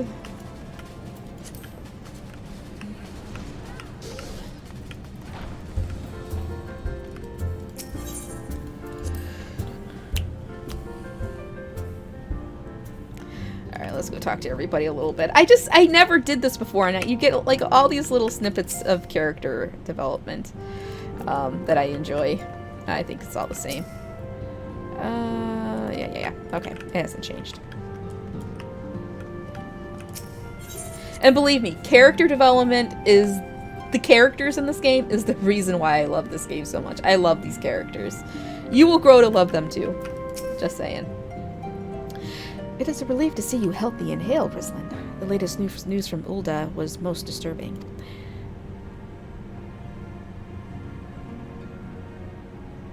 Clearly, the only injury Alphino suffered was to his ego. Doubtless it will heal ere long. The other Scions will need to be present for this meeting. If you are ready to begin, I will summon them now.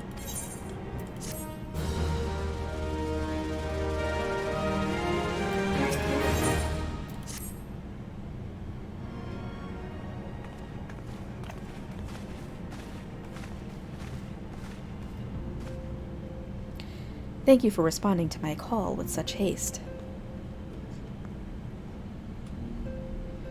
Rest assured, I should not have summoned you here were it not urgent. To business, then. I have received some most disturbing news from the Order of the Twin Adder. They have reason to believe that the Sylphs may have called forth their revered guardian, the Primal Ramu. I'm sorry, may have? Then it is not certain. The Elder Seedsir informs us that the elementals themselves murmur of the Lord of Levin's return to the forest. The Sylphlands, however, display no signs of undue commotion. Forgive me, antecedent, but that fact need not contradict the elemental's testimony.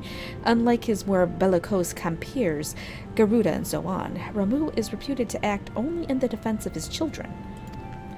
I imagine he would soon make his presence known if any were foolish enough to directly endanger the Sylphs or their territory. The abruptness of this development concerns me. Were we not keeping a close watch on the Touched Ones and their movements? If preparations for a summoning ritual were indeed underway, it would surely not have escaped your notice.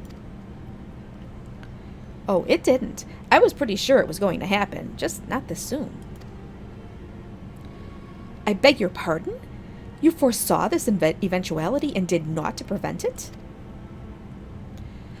I told Papalimo I suppose I could have reported things to Minfilia earlier, but there were honestly wasn't much we could do except wait and see. I know how the Sylphs feel about people poking around in their territory. They already summoned Ramuh once right after the calamity, but that was because the Garleans came tramping through their forest. And so long as Castrum Orient stands, the Sylphs cannot be blamed for wishing to have their guardian deity on hand. In short, Ida and I are in agreement. The actions of the forest folk were inevitable and unavoidable. And I maintain that observation would have remained the best policy had it not been for the sudden influx of strangers into the Black Shroud. That, alas, we did not foresee. By all accounts, the recent violence in Ul'dah drove a number of refugees to seek safety under the concealing canopy of the trees. 'Tis like that the Sylphs perceived this panicked migration as yet another invasion, and quickened their efforts to summon their god. I am put in mind of Titan and the kobolds. Once again, it is the affairs of men which have paved the way for a primal's coming. Indeed, one cannot help but wonder what manner of place Eorzea would be without the civilizing influence of mankind.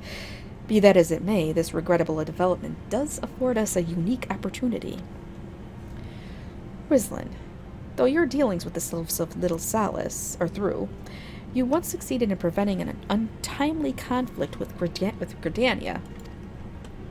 I wonder, might one who has treated with the Sylphs so fruitfully in the past not achieve similar success with their patron deity?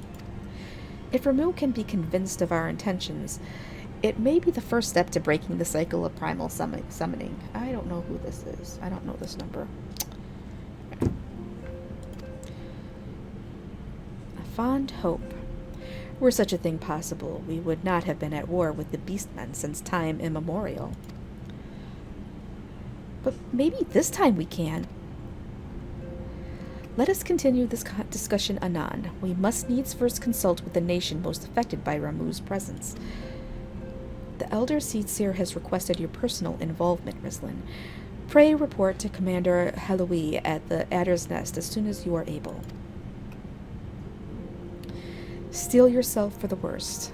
While I hope for a peaceful resolution to this matter, experience suggests that your meeting with the Lord of Leven will prove less than amicable. In such an event, your fellow Scions will of course lend you whatever support you require. Of course they will. Alright. Fuck's sake.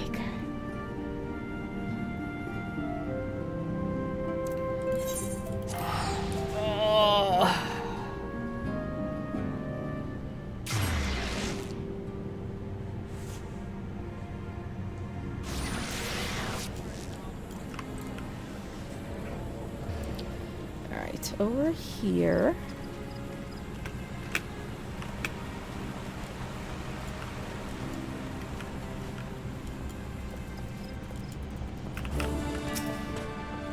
Captain Hollis, your arrival has been most anticipated.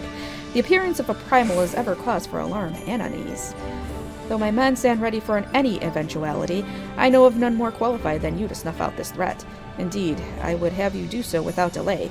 The Elder Seedseer, however, would speak with you first. She is of the opinion that your diplomatic, rather than martial, skills may better serve our cause. I will leave further explanation to our learned leader.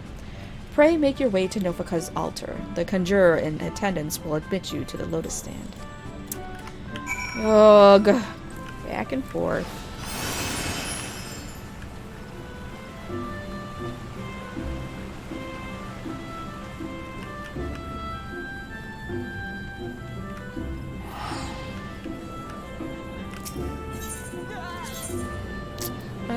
There we go.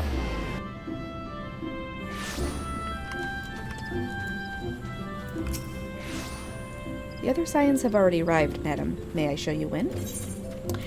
Yes, you may.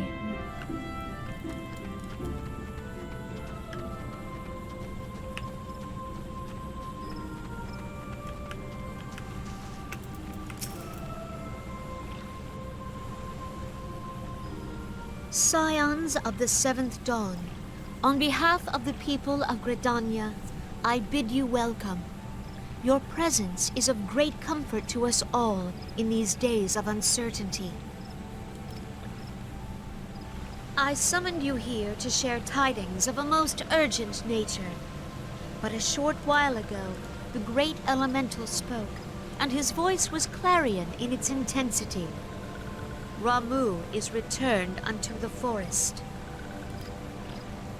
Scarce had his words ceased to echo in mine ears when we were visited by an emissary from Little Solace.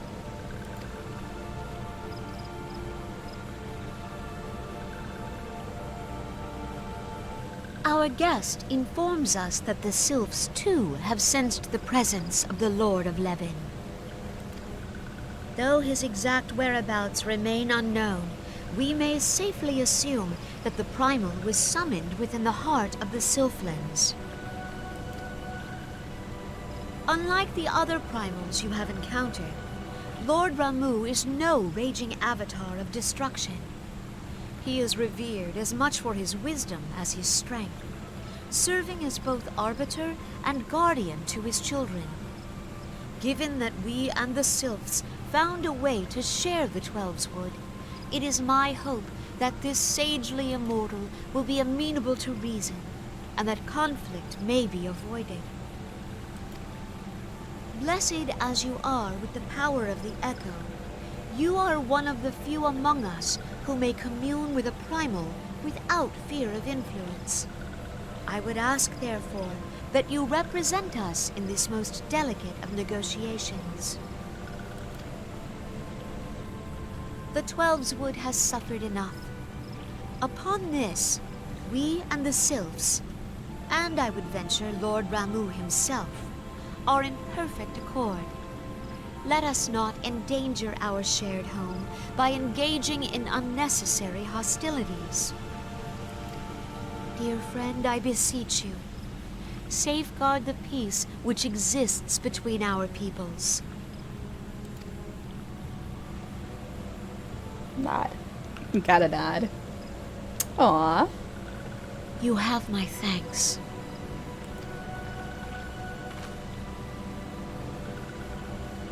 Pray make for Little Solace, then. A member of the Order of the Twin Adder awaits you there. He will advise you on how to find the Lord of Levin.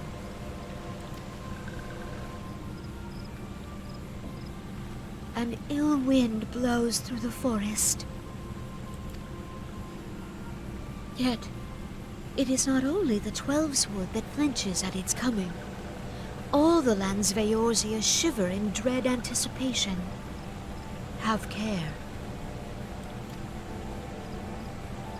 As you can see, now as we're getting further through the patches, that we're getting more voice acting. And as the definitely we're going to get a lot more once we get into the next expansion, which is nice. Gives my voice, my throat a little bit of a break. Though I do enjoy voice acting for you guys, though, a little bit. Yeah, that's pretty much what I'm gonna do. No, I'm gonna do the fist slap. That's what I'm gonna do.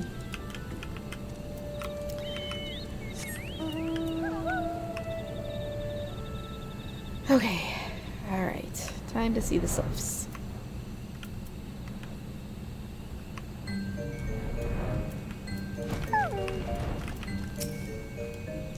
Captain Hollis, I was told to expect you.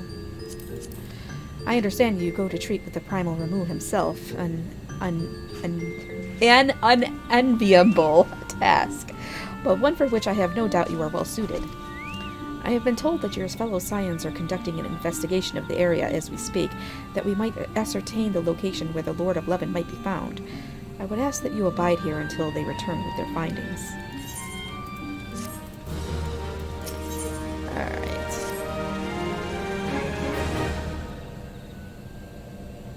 I was told that a messenger would be sent as soon as your fellow Scions finish their investigation. I do not imagine it will be much longer.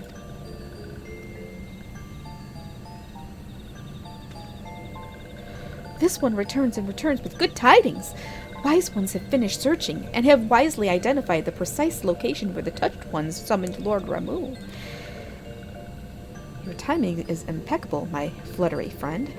Might you be so kind as to escort this good woman to her fellow Scions? It would be this one's pleasure, Walking One. Please, please, come with this one.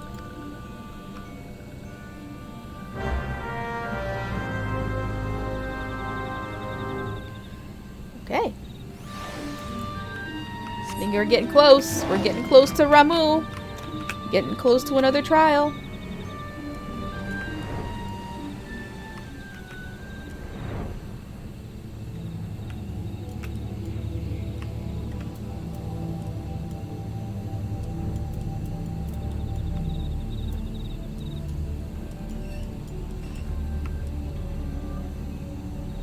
Nope, right down here. Wise ones have ventured deep, deep within the Sylphlands. These ones must proceed carefully and keep an eye out for touched ones. Okay.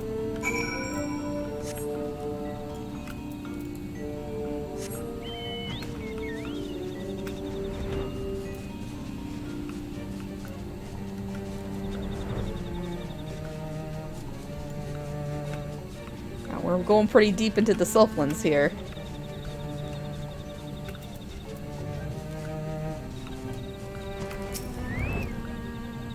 This one is most sorry, but this one can go no further. Draw too close to Lord Ramuh, and this one may turn mean and nasty like touched ones. And so this one must say farewell for now. Walking One will find wise ones not far from here, to the south. Go in safety, Walking One.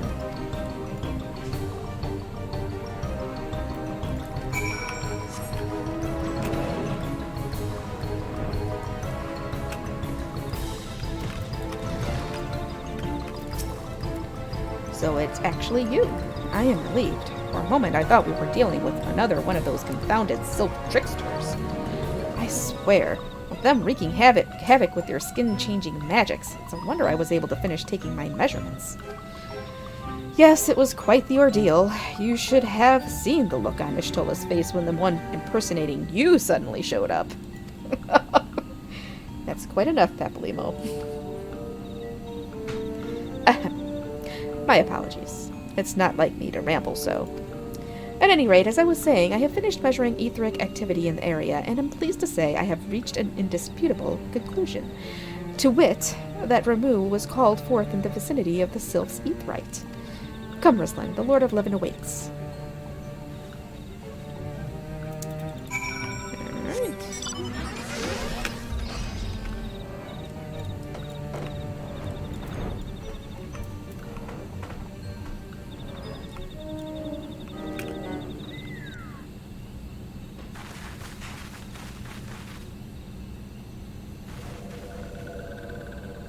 Uh-oh.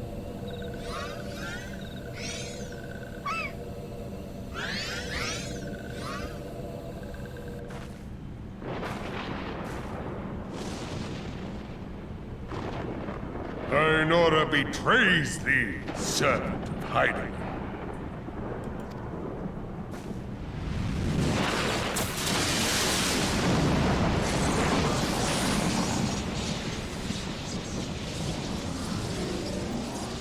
Dude.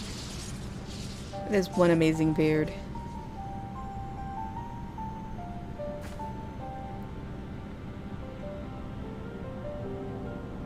Thou art the bringer of light, bane of Ifrit, Titan, Garuda, and Leviathan. I am Ramuh, guardian of the children of the forest. Thou tramplest upon sacred soil, bringer of light. By what right doth man intrude in this sanctuary of the sylphs? The Gridanians proffer peace? Their words are born of delusion, thine offer an insult. Thou speakest of harmony, yet carest not for my children's desires. They did but wish to dwell beneath these boughs in solitude. Yet even that was too much to ask of man. Thus did they turn to me for succor. The sentence I pronounce upon thy kind is just. Redanian or Garlean, it matters not. The good intent of one excuseth not the misdeeds of the other. Thy conflict have brought naught but anguish and misery unto the forest. All blame doth lie with the darkness that resideth in the breast of man. Whence sprung this calamitous seed? In the beginning no such duality existed. Were light and dark given form when man was born? It would explain much, not least why strife and sorrow follow ever in thy wake. Thou canst not deny the urgings of thine own nature.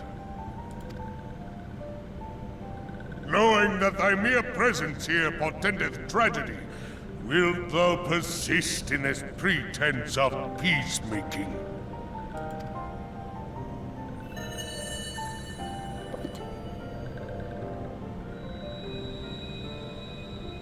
Thou bearest the crystal which I bestowed upon my wayward charges.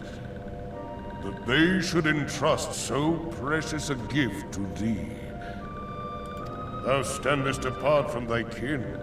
Thou art the bringer of light, aye. But there is something more in thee. Very well. I shall consider thy proposal. Shouldst thou survive my trial.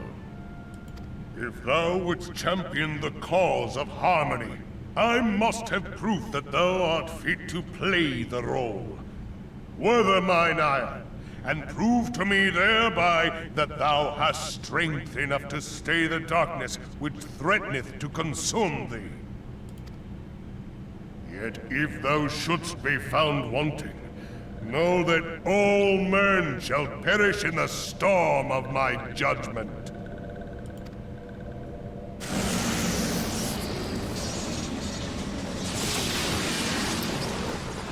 Okay.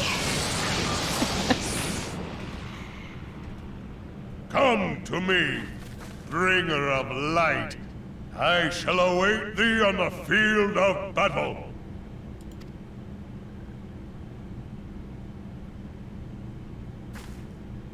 Urianger, it is rare indeed to find you so far from a tome.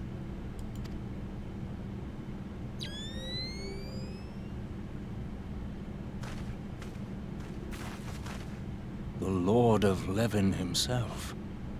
Never till this day had I looked upon his visage, save in painted renderings made faint by time. Ever shall this scene remain etched in my mind's eye. Beg pardon, my lady. I think he's a little odd. It's like, oh my god. I must beg thine aid on a point of research. If thou art resolved to face Lord Ramuh, I would ask thy leave to observe the event. Hold on a second. Did he really have goggles over goggles? He just had goggles over his goggles, didn't he?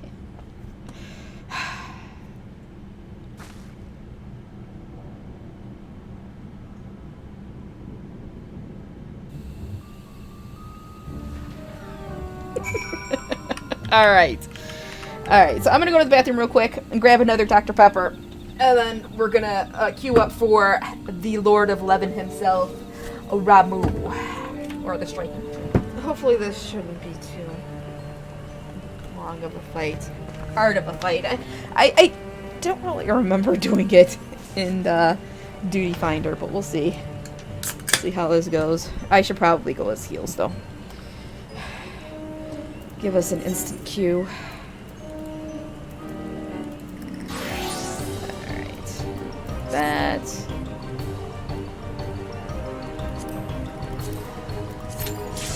There we go. Instant queue.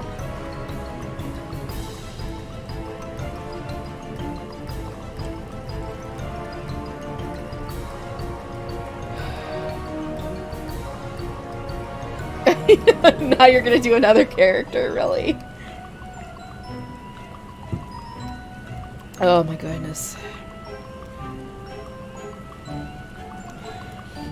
I'm debating if I should get No, I'm gonna wait for my 5th retainer for when the Endwalker comes and I get to make my bunny boy butler.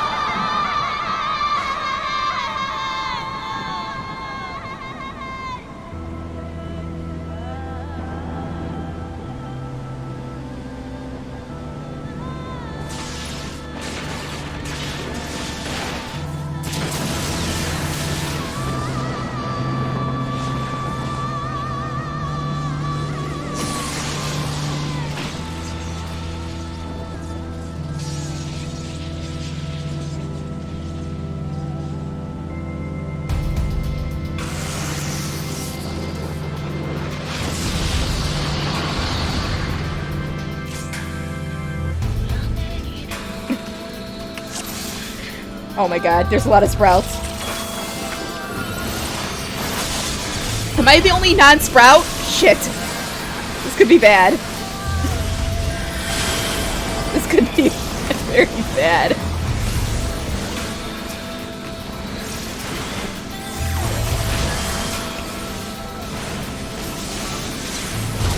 Oh my god.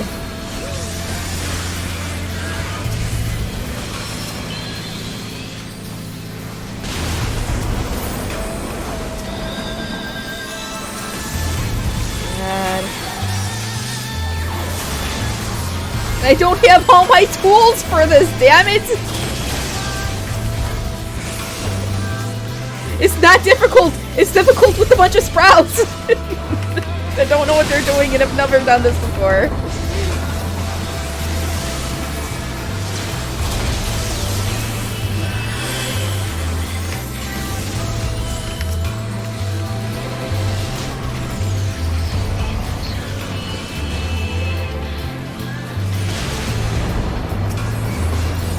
Yeah, I rezzed them. Oh, you're talking about Gabby.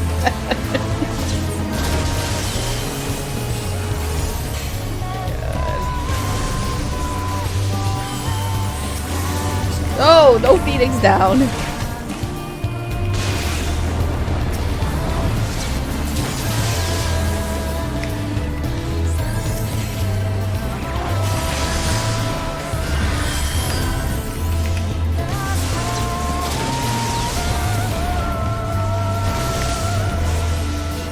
Oh, well, I can do reses.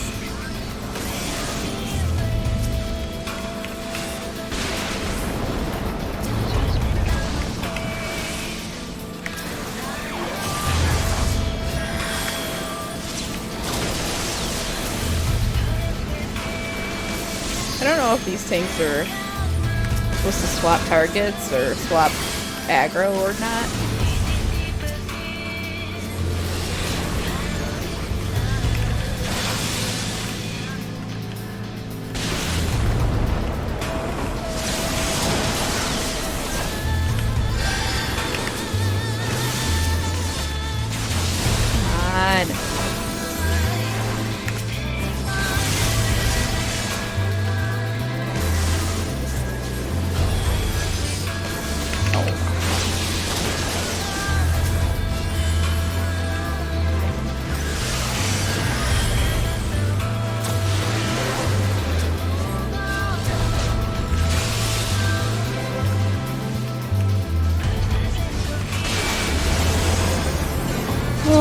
I have to actually worry about mana on this.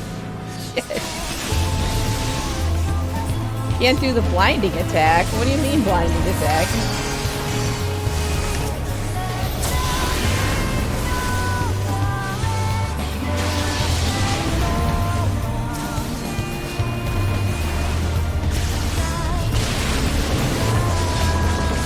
The dungeons and raids and trials get so much more interesting after ARR. Uh-oh.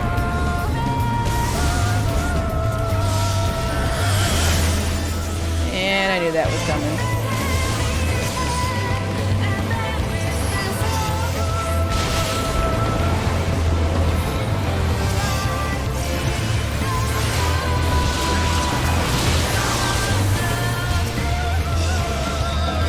Oh, holy spam? Yeah, that doesn't really do anything there.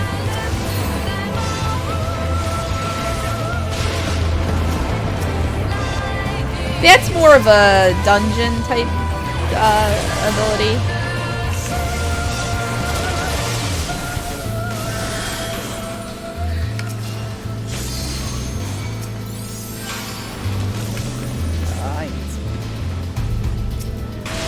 Problem is, I don't really materia for regen, so yeah, my regen's kind of suffering a little bit in lower levels because of that.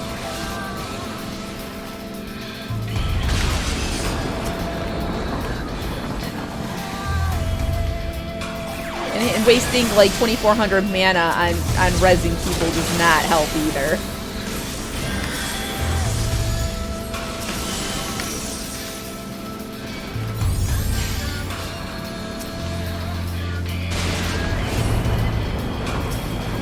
I honestly, I wouldn't even worry about putting materia in your stuff until you get to max level anyways, and get max level gear.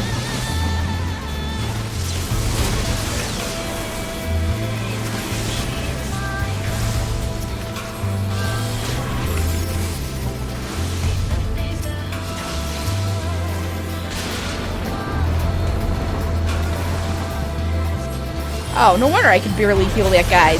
They're not swapping targets. The tank is got 3 stacks of that. I can barely heal him.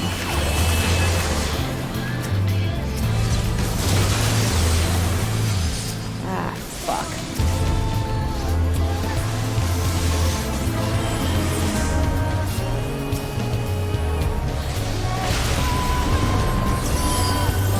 I can't heal the off tank anymore.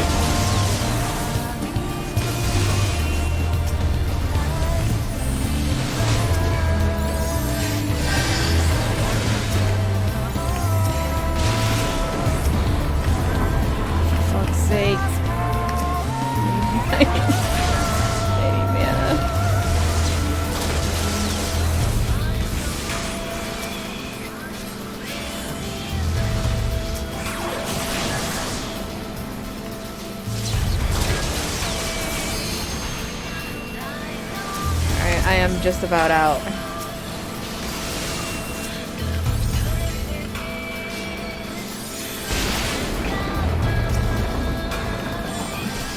Oh great, damage is taken each time I take an action.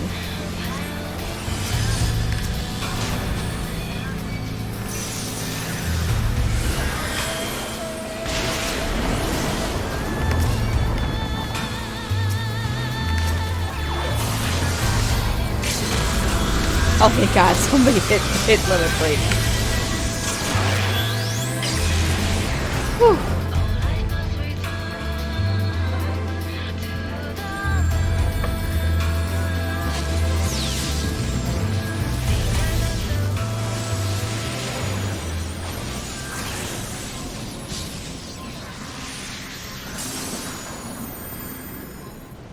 But he didn't seem like such a bad guy. Alright. Give it to them.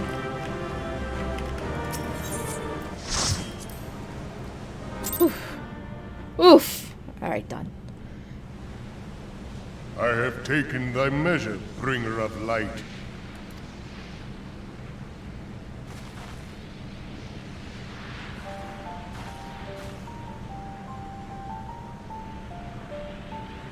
And I judge thee a worthy champion.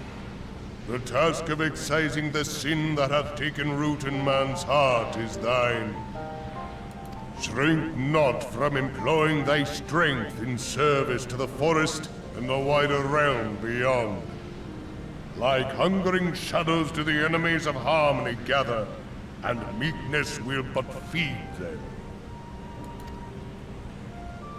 If man is to be delivered from the dark, it shall be by thy guiding light alone. Stray not from the path, for if thou dost, thy people shall be truly lost.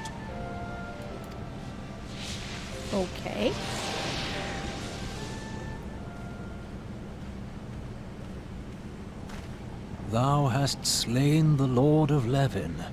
A regrettable act, but a necessary one. If I didn't know any better, I think Ariane J is a fan of Ramuh.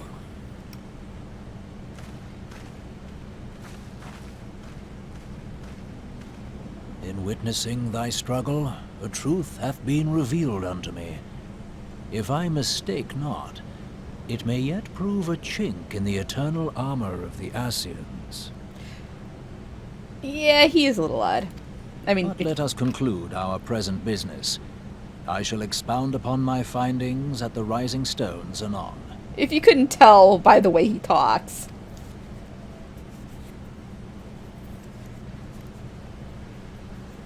He's, yeah.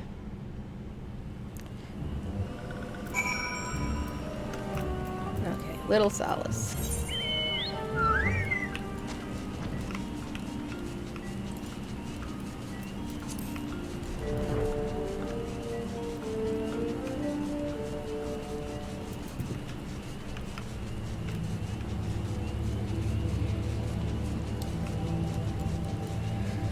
Alright.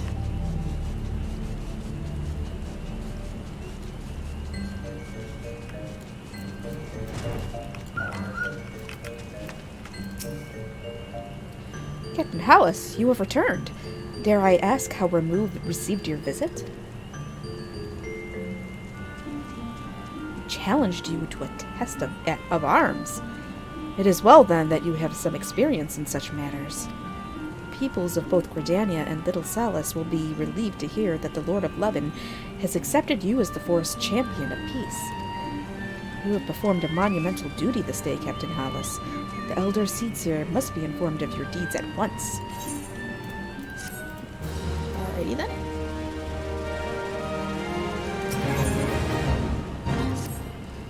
The Elder Seedseer will wish to hear of your experiences firsthand. Pray return to Gridania and make directly for the Lotus Stand. The Conjurer at Novika's altar will be expecting you. Fare you well, Captain Hallis.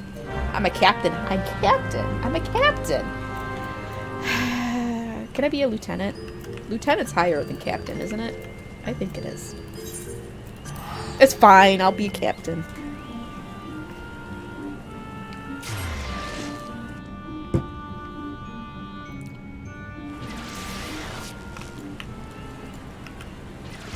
Actually, Warrior of Light is probably the best title anyways.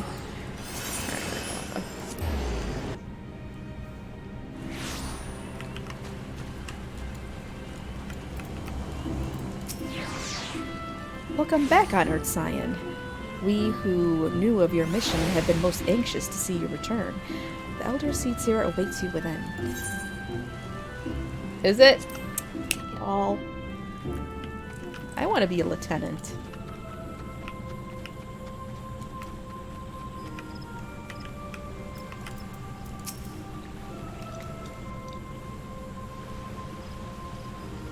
You are returned to us, dear friend, and none the worse for bearing the heavy burden which I did press upon you.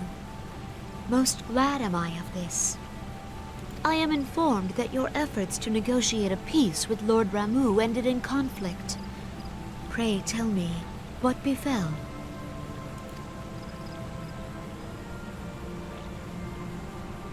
Ramuh made trial of you? I fear there is truth to his claim. It is the darkness within us that attracts the darkness without.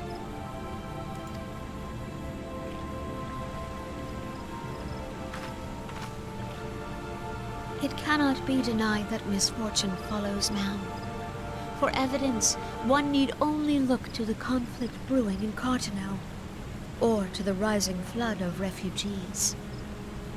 Our shared struggle against the Empire should have served to seal our union. Yet the ties which bind the Alliance strain under the weight of gross self-interest.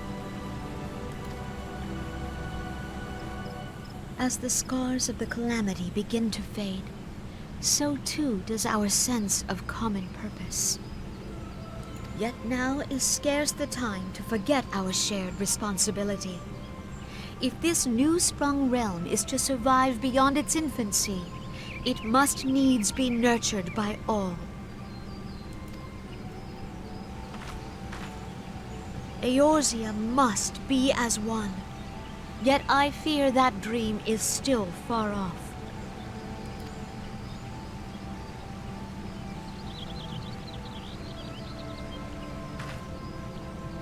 On behalf of the people of Gridania and the elementals both, I thank you for all that you and your fellow scions have done. Full oft have I been compelled to look to you for aid of late, and offered all too little in return. As leader of this nation, I shall endeavor to prove a more worthy ally to your cause henceforth. Okay.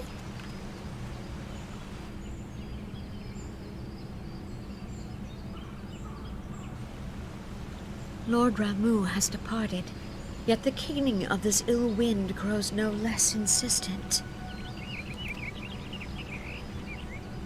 Voices of the forest, pray speak and I shall listen. What unseen evil begets this unease in my heart? Maybe it's an Ascian. Might be an Ascian. They are evil, with a capital E.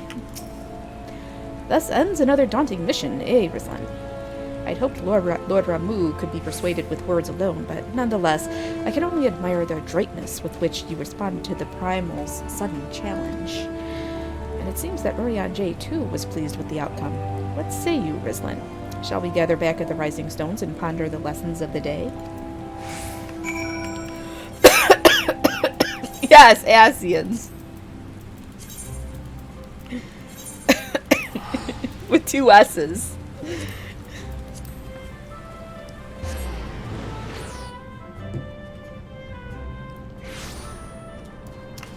Alright. Another primal done and dusted.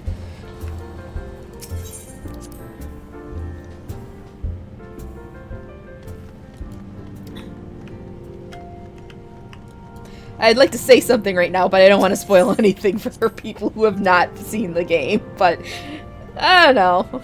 I don't know. Welcome back, Ruslan. Word of your momentous encounter with Lord Ramu precedes you. I would fain share news of mine own, but Urianger's discoveries must take precedence.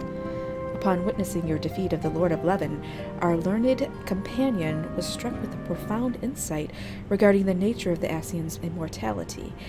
Let us assemble and discuss his observations together.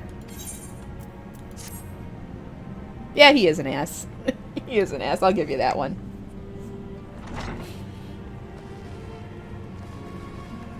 But that's what makes him likable.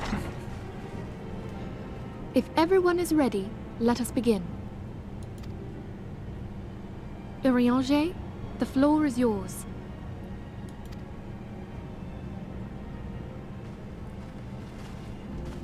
As all here assembled now know, in its final hours as our Order's headquarters, the Waking Sands did play host to a most unexpected visitor. I speak of the Ascian clad in white, Elidibus. Unwelcome though his presence was, his words that day did serve to confirm a truth long suspected, that the Ascians are eternal beings, to whom physical destruction is as a temporary inconvenience. In the intervening time, Urianger and I have striven to discover a means by which the Ascians might more permanently be slain. And 'tis my belief that we have found the thread that will allow us to unravel the twisted skein of their existence. In the moments prior to Leviathan's most recent manifestation, the Sahagin elder who summoned him was observed to undergo some manner of ascension. The etheric readings taken by Y'shtola at the time of this transfiguration have proven most enlightening. The disruption to the flow of ether was sudden and dramatic. So tangible was the agitation, I scarce had need of my goggles. The significance of Y'shtola's readings might better be understood in the context of mine own, taken at the instant of the Lord of Levin's demise. Unlike the Primal, the Sahagin was not subject to etheric dissipation. Before discussing our new discoveries, it may benefit us all to recall what we know of etheric behavior. Oh, time for a school lesson.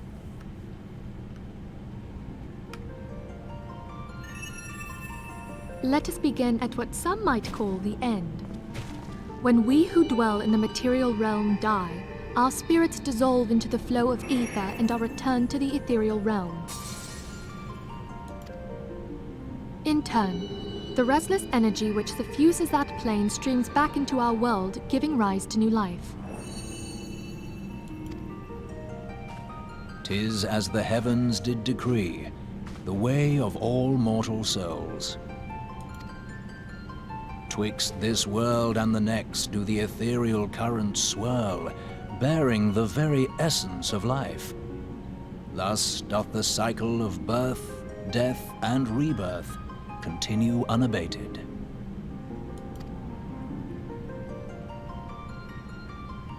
Primals behave somewhat differently. In order to manifest and then maintain a physical presence in this realm, they must consume vast quantities of ether, most often in the form of crystals. Though they may seem to live, their flesh is but ether given shape.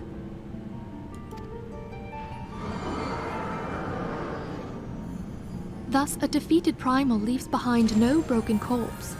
Rather, the essence of its form seeps back into the land whence it came, and the energy of its shattered spirit is called back to the ethereal realm.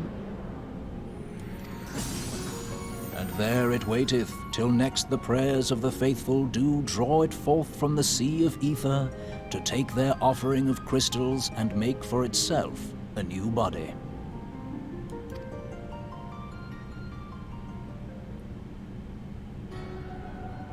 Which brings us on to the third group, the so-called immortals. They exist in a manner all their own.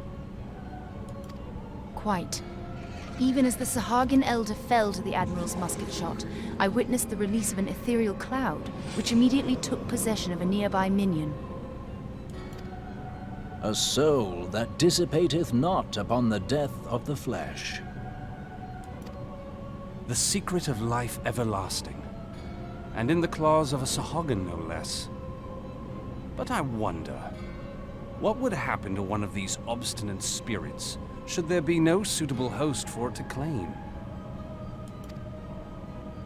If mortal death entails a return to the ethereal realm, it seems doubtful that the soul of an immortal would venture there. Nay, it merely withdraweth the distance, unto the shore of the ethereal sea, perchance, but no further. Yes, it exists in neither this realm nor the next, abiding instead in the space that lies between them. The Ascians took control of Thancred by means of a crystal of darkness, an artifact which, if our theories are correct, serves as a gateway to the place I have just described. I was hoping people had forgotten about that. I'm sure you were. I am sorry, my friend. For a mercy, the weary road of our research hath brought us unto an answer.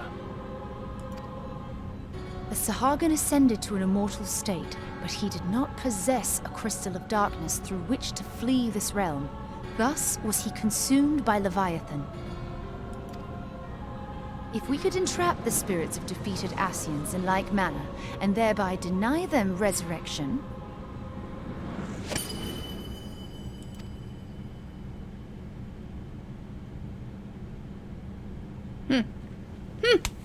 Oh, really? ABC? Therein lieth the path to victory. Thou art most perceptive, my lady. Only when we have trapped the bodiless soul within an ethereal prison can we hope to defeat its unnatural constancy. Thus might even an eternal paragon be consigned to oblivion.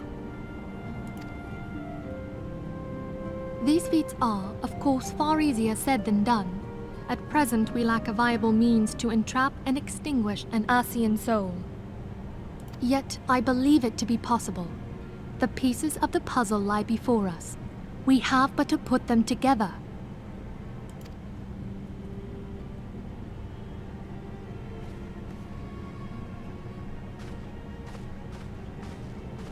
I will depart at once to convene with the sages of Sharlayan. Together shall we divine the steps by which our goals may be achieved.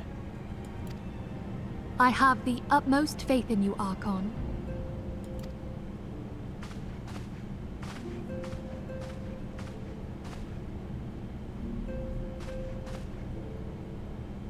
Beg pardon, antecedent, but I would raise one final matter.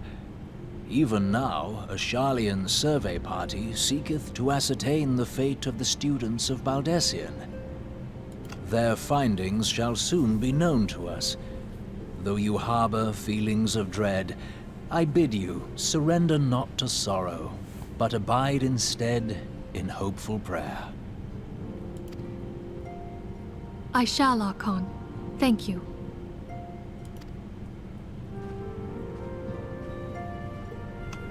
The Asian soul is but a fart. Oh my god. Oh, here we go. What the heck?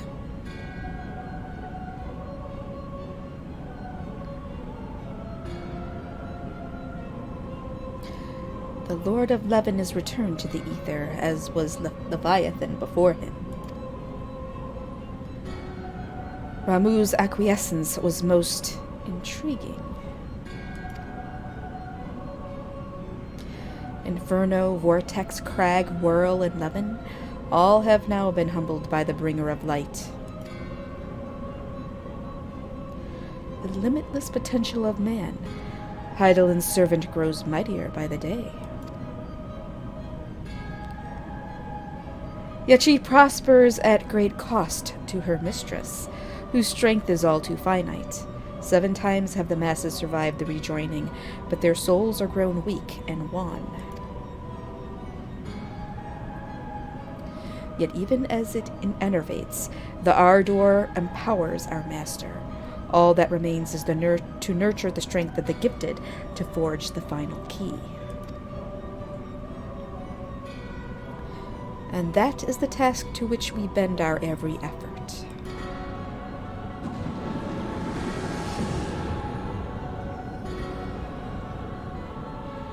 Divine seeds were ever wont to quicken in Eorzea's fertile soil. We need only lead men to the field, and by their eager hands shall a new deity arise. That which was shattered shall be made anew, and the one true God shall come again.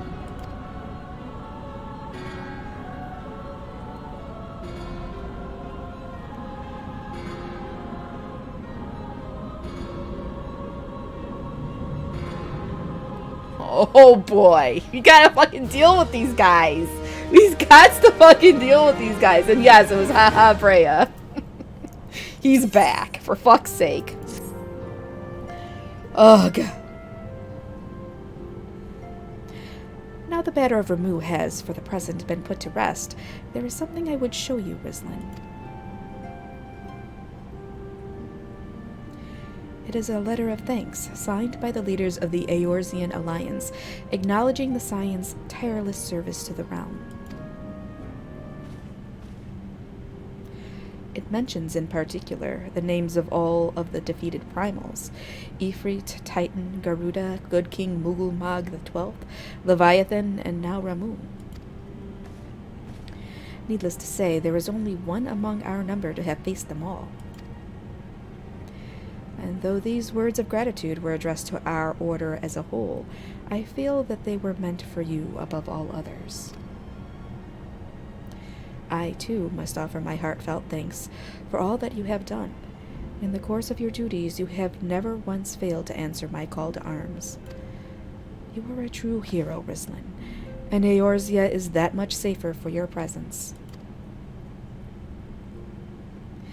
Pray do not misunderstand me. I said safer, not safe. I know only too well that we can ill afford to lower our guard, The Ascians may be relied upon to sow chaos in this realm until such time as they are forced to stop. Why, even without their encouragement, you may be assured that man would foment strife on his own. And that is to say nothing of the beast tribes. Unless we learn to live in harmony, the primals too will return to plague us again and again and again. And yet, despite all of this, your deeds serve to inspire the people, to give them hope for a better tomorrow, and there is no greater gift. That we have the courage to strive for what might otherwise seem an impossible peace, we owe in no small part to the dangers you have faced on our behalf, and the people you have won over to our cause in so doing. Our list of enemies has ever been long, but think of the allies with whom we are now blessed. Of the beastmen who wish naught of conflict, and who now call you friend. Of Alice, who strives to unearth the terrible secrets of the calamity. And then there is Sid and the Fellowship of Noah, racing to unlock the mysteries of ancient Alag as we might be spared the horrors of another Ultima weapon. Of course, when speaking of our greatest allies, we must not forget those closest to us, by which I mean our fellow Scions.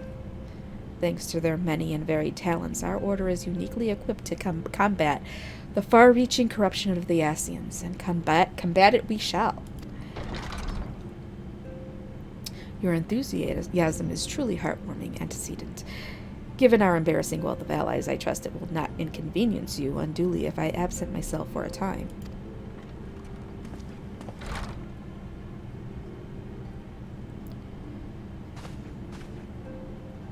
Alphino, I take it the troubles in Ul'dah no longer require your attention.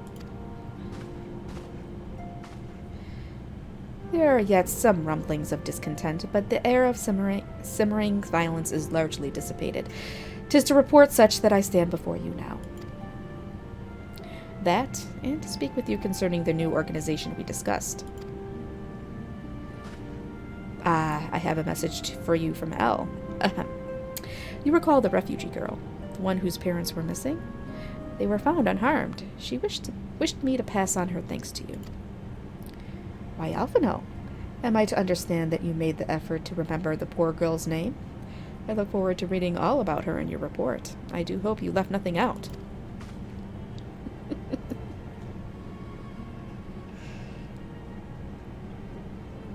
Rizlan, you have been away from Revenant's Toll for some time now, I believe. Might I suggest that you put the affairs of the realm to one side for the moment and take this opportunity to reacquaint yourself with the town? Which reminds me, one of the Doman children recently inquired as to your whereabouts. Yozan was his name. I believe he has some small matter he wishes to share with you. Why not oblige him with a visit? Alright, let's go check out the kids. Go check out the kids.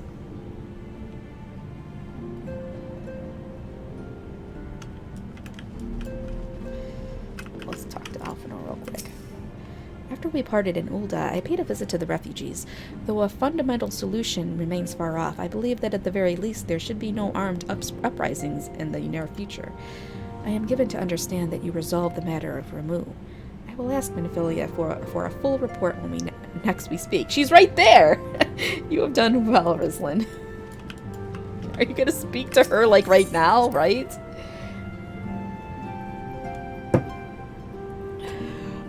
Alright. Let's go see what's going on here. The storm has passed, and a moment's quietude is ours. Tataru is using her newfound time to further her studies, and I would follow her example. If living in Eorzea has taught us anything, it's that such restful moments are fleeting. Dark clouds ever stir anew on the horizon. With the Doman younglings dashing around hither and yon, there's hardly a moment of peace to be had. That said, traveling with Ida, it's not as if I knew much peace to begin with. You know what? You guys love each other. Stop it. You're best friends. I told Flamen all about our adventures in the Sylphlands. Fake Thancred! What? Fake Thancred and all. You won't tell the real Thancred, will you? I'm guessing that there was a fake, that one of the sylphs was a fake Thancred. Oh my god. Okay, never mind. How come I missed that? I do not know where we would be without Higiri. The girl has worked tirelessly for us every day since her arrival. Do you suppose all Doman women are so diligent? I would think so. Ah, Rislin, care to watch lessons before you journey on your way? I dare say your presence would go far to inspire the younglings. Repetition and routine begets skill. Skill begets confidence. I would do what I can to see the Domans regain their strength of will. Alright, Hori. You do that. Uh-oh. Uh-oh. What is Thancred doing back in this corner with this girl? Uh-oh. Never is a woman more lovely than when she's hard at work, I say. A wild rose, strong and beautiful, blooming tall in the face of the frozen winds. Yo, fuckers. Hitting on her. 137, 138, 130. Oh, hello there. I've been charged with keeping inventory. Flamen tells me it's a vitally important... Oh dear, I seem to have lost count.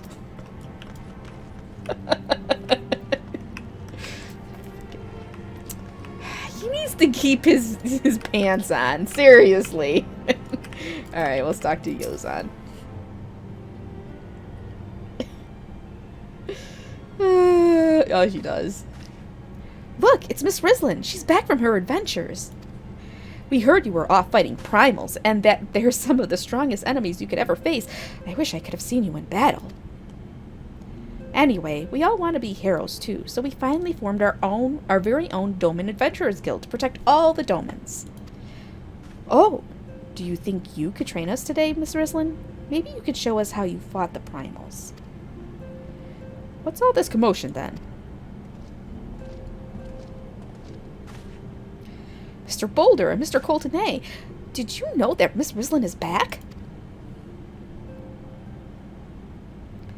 So it would seem. Welcome home, Rislin. My companion and I but recently became full members of the Scions, and I believe proper introductions have yet to be made. I am known as Hori Boulder, and this bookish fellow is Coltonay. Though we remain largely unproven as adventurers, we have taken it upon ourselves to instruct the Doman younglings in the arts of combat. Ugh, I told you, Mr. Boulder, we are not younglings anymore. We're adventurers. And we were just asking Miss Rislin if she could give us some special training. I think we're ready to hunt monsters alongside her, don't you? Well, you've certainly been diligent with your drills, but I'm afraid the fiends of Mordona are still ever so slightly too dangerous for you. I have a counter-proposal. What if I were to cross swords with Rislin? A demonstration of skill at arms, if you will.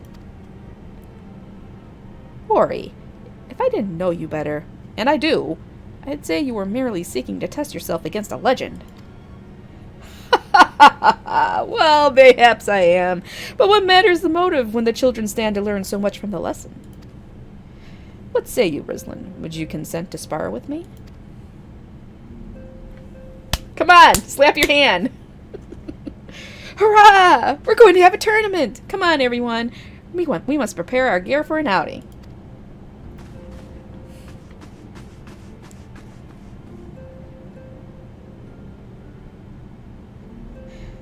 Do try not to disappoint them, Have faith, Coltonay. I shall summon every last uns of my strength to make of this a worthy contest. The fields to the east of town should prove suitable for our purpose. I very much look forward to our bout. This isn't going to take long. I don't think this is going to take long.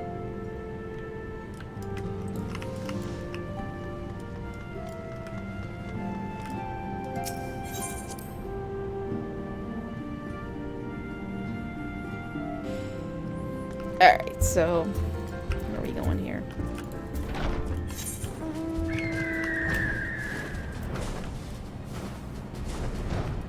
Oh yeah, see that right there?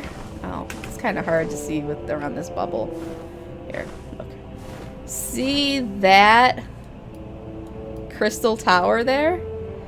That is where we're going on Thursday. We're going there.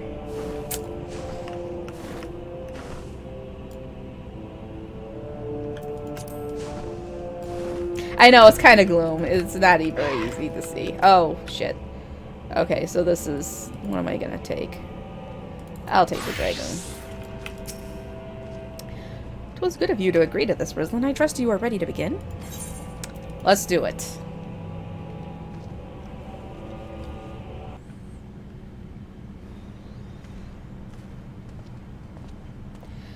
Very well, let us not keep the younglings waiting any longer. Ahem. Hori, are you certain you wish to fight her alone? That is Rizlin you face. What better way to test my mettle? Pray allow me to attempt the first round unaided. After all, 'twas this hero's legend that led me to join the Scions to begin with. Without Rizlin to inspire my efforts, I would not be half the warrior I am today. Your point is well made, but remember, this is for the children's sake as well as your own. Should it appear the contest will end too swiftly, I shall add my spells to your blade work. Hey, that's cheating! He's gonna cheat. Fine, whatever. Hello. Have you begun yet? Have you? Oh, great. Now everybody's come to watch. Ida? What? Who are all these people?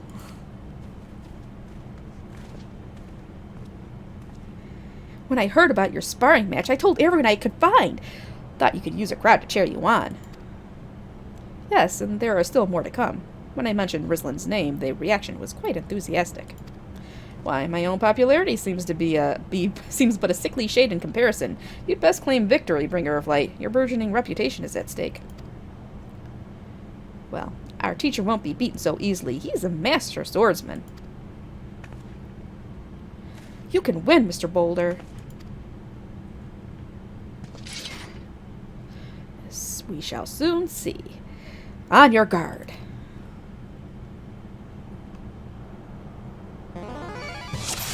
Alright, let's see how we do this.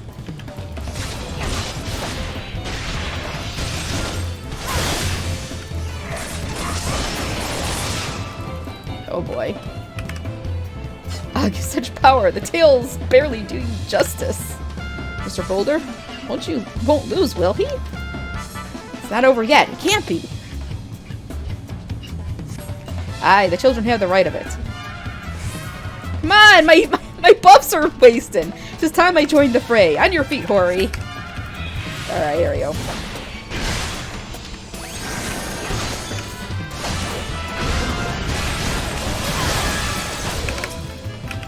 Oh shit, I didn't even get that off.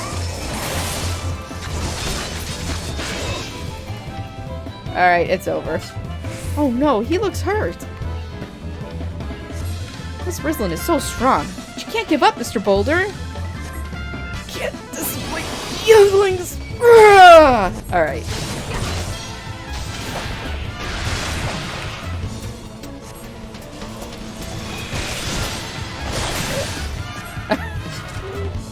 I made quick work of them. Sorry, guys.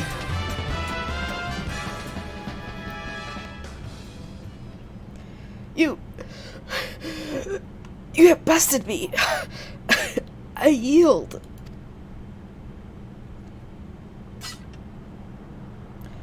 Gasp. That was incredible. She put them both at the same time. I knew you couldn't lose, Rizlin. None can defeat the Guardian of Eorzea. Now I see why they send you to deal with the primals. I have much work to do if I'm ever to attempt the same.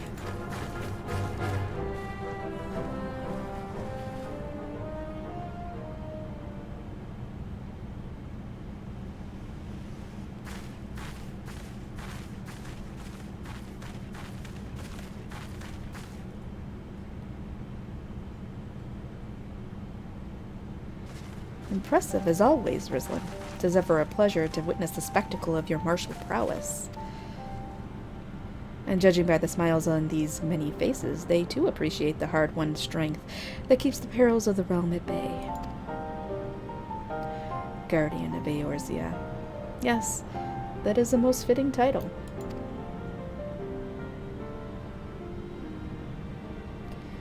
Do you recall when we first met? 'Twas at the memorial service for the Battle of Cartano. At the time, I was yet attempting to understand this land of Eorzea, I sought to grasp at the reason why grandfather willingly sacrificed himself to protect it. I shall speak plainly. My initial impressions were less than favorable. Dire problems abounded, and yet the effort I saw expended towards their solution was haphazard and half-hearted. I thought Eorzeans a foolish and childish people. Considering the shambles their home was in, I would not have been surprised if some had chosen to swear allegiance to Gaius and the order he proposed to enforce. The legatus' single-minded military invasion precluded any such switching of loyalties, of course. Were it not for a desire to continue grandfather's legacy, I would have abandoned the realm to its fate long ago. The threats were too many, the nations too self-involved and unstable.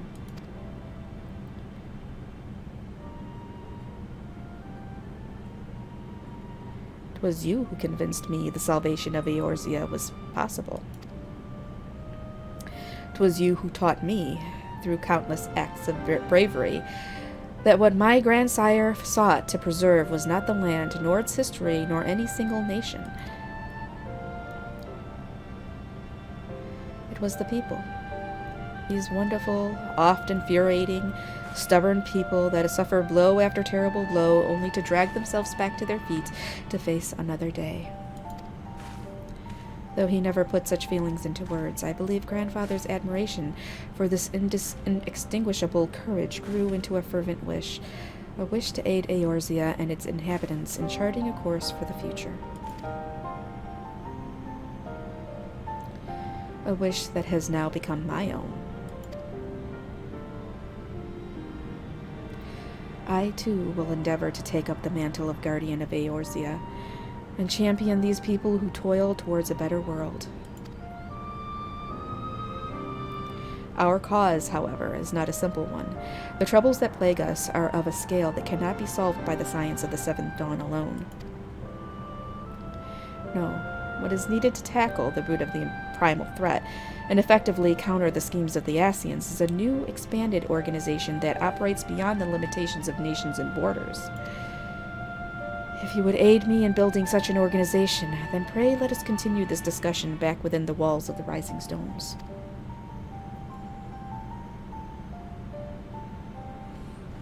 Just what did you have up your sleeve there, Alphino? I wonder. Alright. Let's just go back to the door.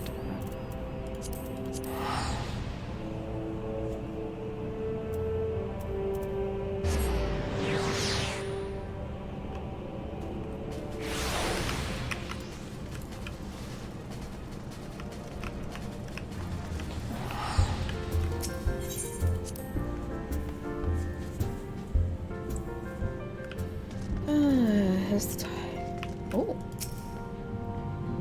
I wish Ida were not so eager to look to the future when we have so many problems in the here and now. I can't wait for Alphino to start his new company. I love making new friends. Your bout with Hoary Boulder was more stirring than 100 lines of my most passionate poetry. Perhaps I should arrange a sparring match of my own. Fucking Thancred. I fear Ida's boundless optimism is beginning to affect my better judgment, and your tendency to triumph against the most terrible of foes is certainly not helping matters. No, this won't do at all, and then I'll have to... Oh, hello, Rislin. If you don't mind, I'm terribly busy at the moment. Busy standing on a chair there.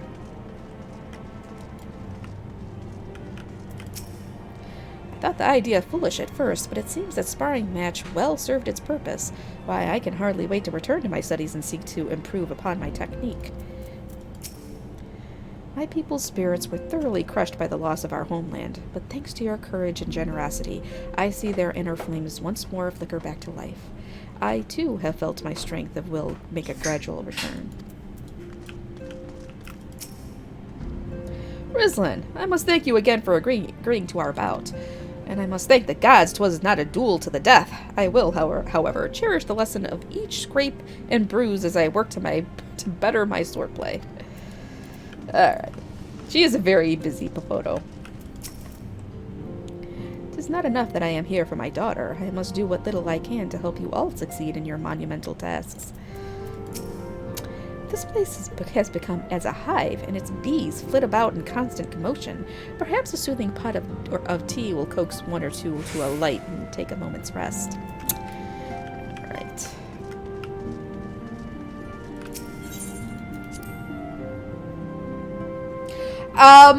Possibly. My goal today is to get through 2.3. Which I believe is the end of part 5 of A Realm Reborn, so that I can actually get into the Crystal Tower quests, New Game Plus, and then the Binding Coils of Bahamut New Game Plus, since I can't have more than one go at the same time, so that is why it's longer today. I think we're almost done, though. Thank you for coming, Rizlin. The world shifts and alters, and we, my friend, must ever be one step ahead of the chaos. What I propose is the formation of a new organization, a group that shall pave the way for a truly united Eorzea. Alright, why am I getting all these calls today? For fuck's sake, I don't know who these people are. Alright.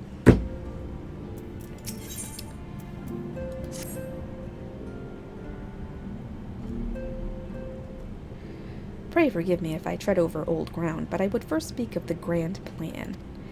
Since the advent of the 7th Astral Era, the leaders of the 3 nations have been deliberating over an accord that seeks to bring the disparate forces of Eorzea together into a single entity. A realm-wide grand company, if you will.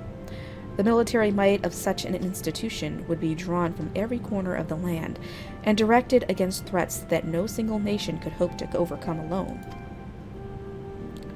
Yet while the purpose of this hypothetical organization is undisputed, the logistics of its formation have become the source of endless debate. And the longer these discussions continue, the more I sense the impetus towards unification draining away. Thus have I been campaigning for the creation of what might be considered a trial company. It will be on a much smaller scale than what we had hoped to eventually achieve, but capable of the same manner of unrestricted operation accorded to the Scions. 'Tis my hope that the successful utilization of such a force will lend momentum to the lagging deliberations. Also, being a primarily military outfit, I mean to assuage fears of its misuse by placing the fledgling organization under the authority of the antecedent. Scions work tirelessly to protect Eorzea and its people. But as you yourself have witnessed with the refugee revolt, there are limitations to what even we can achieve. With this new company under the Scions' command, however, we will be capable of responding to a wider range of difficulties without straining our resources or overtaxing our formidable talents. The goals of my proposed organization and those of the Scions are ultimately identical, a point conceded by all concerned. But before I can move forward with establishing this precursor to the true border-spanning Grand Company, 'tis yet necessary that I visit the 3 leaders and gain their official approval. A tiresome and time-consuming task, which is why I would ask that you accompany me on the journey and attend to the business of recruiting our inaugural members, while I am otherwise engaged with bureaucratic formalities. For fuck's sake, now I gotta go everywhere. Come on. Thank you. 'Tis reassuring indeed to know that the Bringer of Light and her discerning eye will be selecting our future allies. Oh boy. Our first destination will be Limsa Lominsa. Let us rendezvous at Bulwark Hall. I have a feeling... You're trusting this to me? I slay primals, okay? I don't know people. Fuck. This is not gonna end well, is it? Shit. Alright.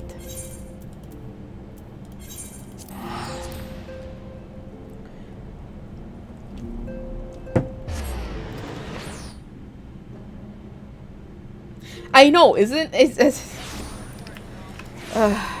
Alright, let's go.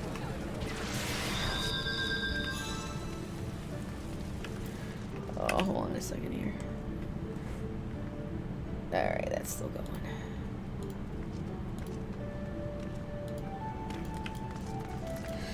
Alright.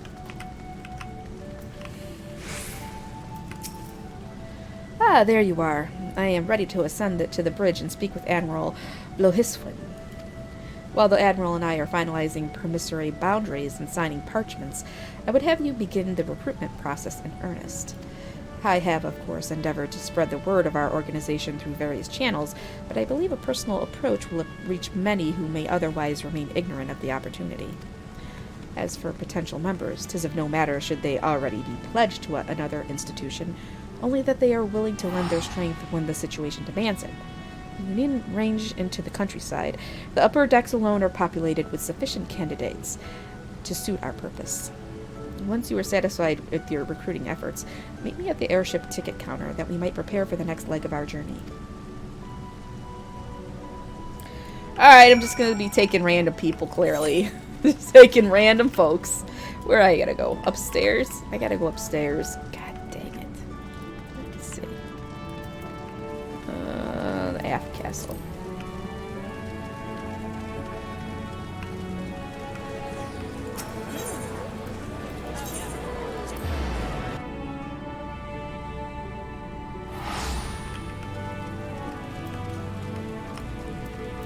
Alright, we're gonna get the bard going here so I can run faster.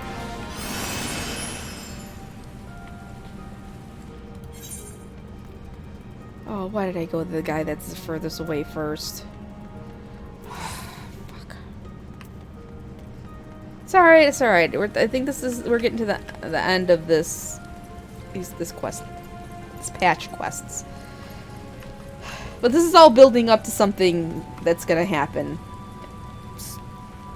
This is all building up to something. Something very important. So we have to do this.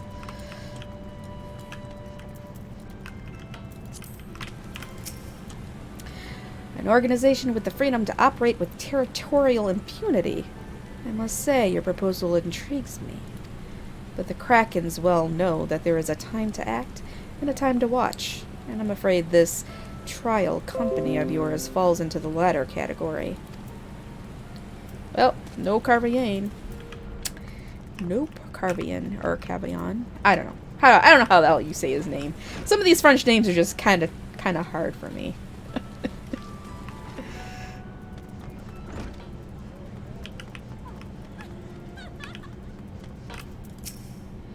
Master Alphino's new organization. Yes, I had heard the formation of his trial company was an offering. 'Tis with regret, however, that I must decline your invitation. As commander of the Yellow Jackets, the protection of Limsa Lominsa must needs receive my full attention. Oh, that's a no there.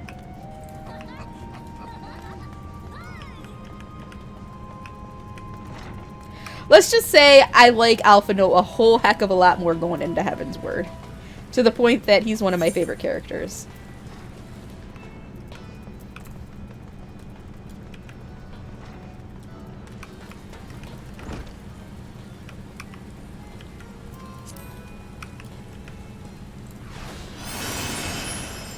I mean, he's pretty much a snot right now, but he does get... What the hell? Come on. Alright, let's go down to the aft castle. Hugs are not lewd, okay? Hugs are not lewd. Stop it. Oh my god.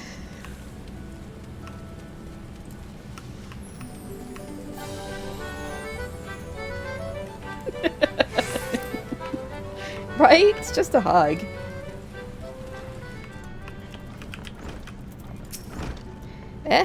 Who the bloody hells do you think you're talking to, Drylander? I'm a pirate, not some sodden knight in shining plate. You're looking for a self-righteous fop. Try knocking on that dandy Carvian's door. Well, that's another no. That's 3 strikes. I'm not doing really good here, you guys. I don't know, I don't know. I think maybe I'm asking all the wrong peoples, but why am I even asking pirates? We need upstanding citizens, right? Oh, he knows what lewd means. That's why he keeps using lewd. He knows. A precursor to a united Eorzean Grand Company. Well, I do admire the scope of your ambition. My responsibilities here at Neldeek and Vimelis keep me close to the forge. I have not the time to be traipsing hither and yon across the realm. Should you require my skills as an armorer, however, I might be willing to accept some special commissions. Oh, it looks like we're just gonna have to get the Dredge of the Earth. We're gonna be getting the Dredge of the Earth here, because that's the only people who may be interested in this endeavor.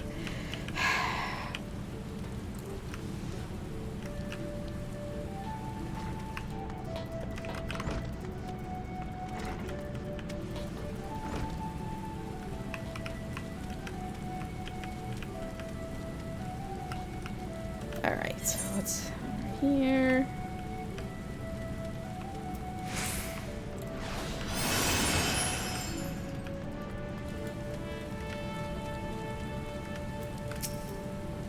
Well, if it ain't Rislin, I'd not forget a adventurer brave enough or daft enough to seek the shortcut into Titan's bedchamber.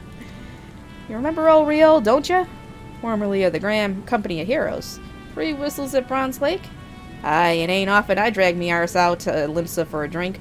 I'm right glad that I did. How fare you these days? You're looking to put together a new crew. Top tier work?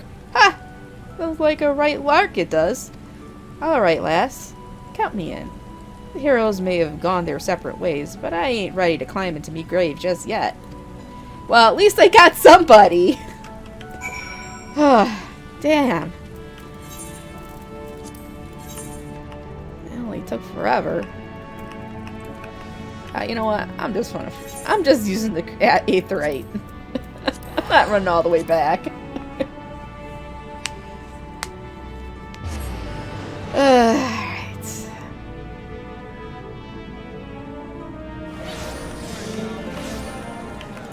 We gotta go to the airship, right? There we go. Rislin, your recruiting went well, I trust. I am curious as to how my proposal was received by the rough and ready folk of Limsa Lominsa.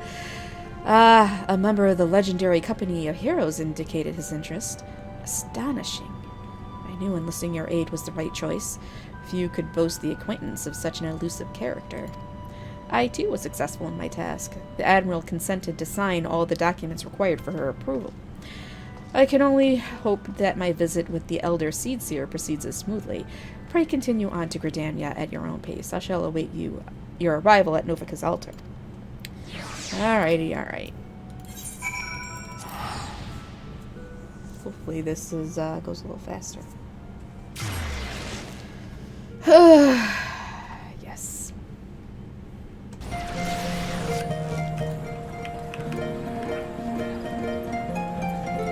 Where are they playing? Sometimes I run past and oh yeah, look at this. Look at this chicken. Oh my god. BB's head, look at this.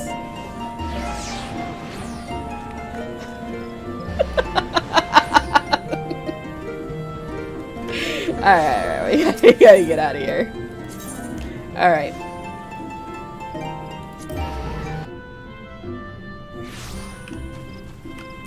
One of these days, I'm just gonna load up my mod, and I'm just gonna sit in the middle of Lake Limsa and play Kiss by a Rose, Kiss from a Rose, or whatever. You know, the Seal song. I actually have a MIDI of it. I can play it. Alright. There we go. My audience with the Elder Seedseer is due to commence momentarily. I would be grateful if you would once more see to the task of recruitment here in Gridania. After you deem the well of potential candidates has run dry, let us rendezvous at the airship ticket counter as before. Alright, so who are we going to try and get here? Oh, boy. Or is it? No, Kiss by a Rose, right? I don't know. What is the one? The one from Seal. The one from the freaking Batman Forever. That song. Oh my god. Alright,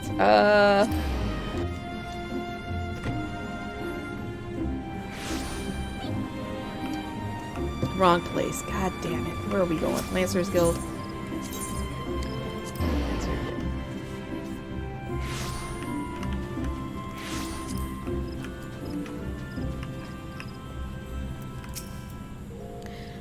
Tis not often a guild officer such as myself gets recruited.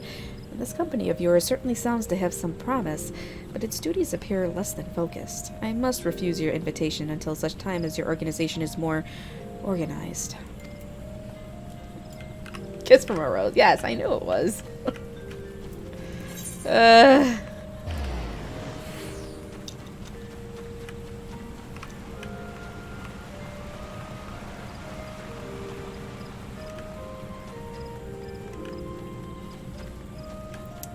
Alright, up here. Ooh, Ursandel. Oh, this dude. You would offer this old man a place in your company of champions. I am both puzzled and honored by your invitation. Pray forgive me, young mistress, but I cannot accept. I have sworn to abide here for whatever scant years remain to me, and bear responsibility for the evils my lady has wrought upon this land. Well, he's kind of old anyways. He's like an old butler. He's not even a hot butler. Alright, I'm fine. I'm fine with that. We do need a hot butler in this group that we're making, though. I don't know.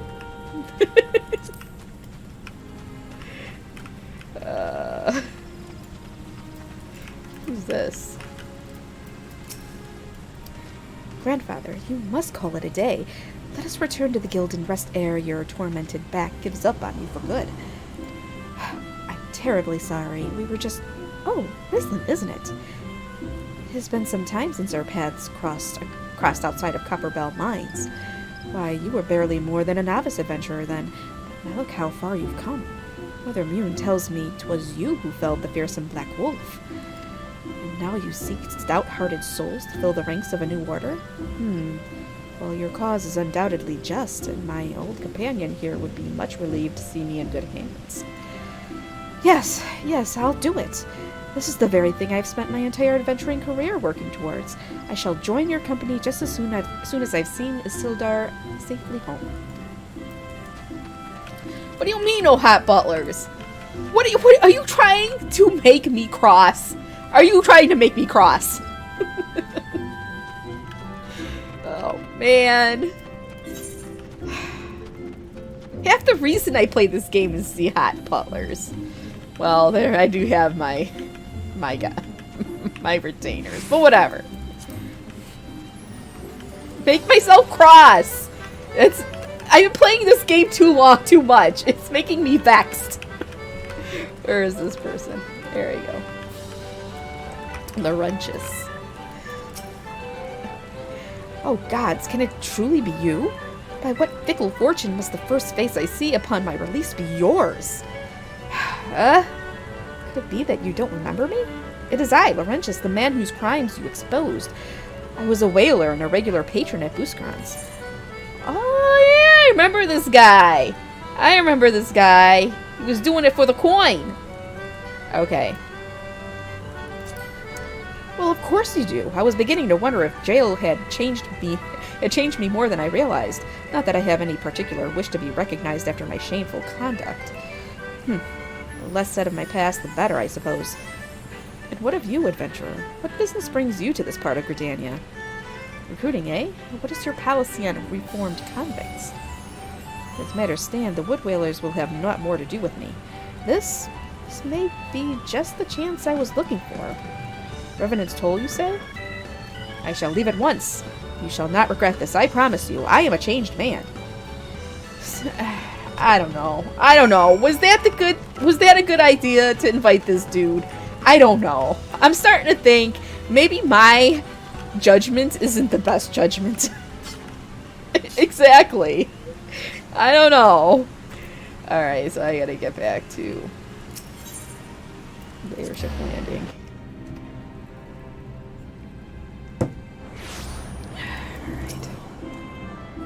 What news, Rislin? For my part, the Elder Seedseer was most amenable to our requirements.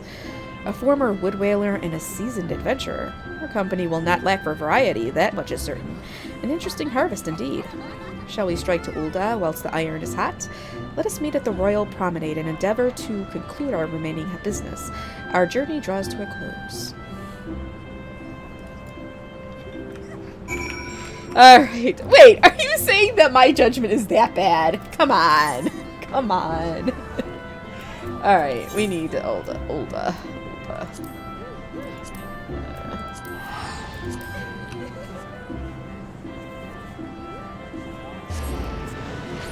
You know what they say about one bad seed? Or one bad apple.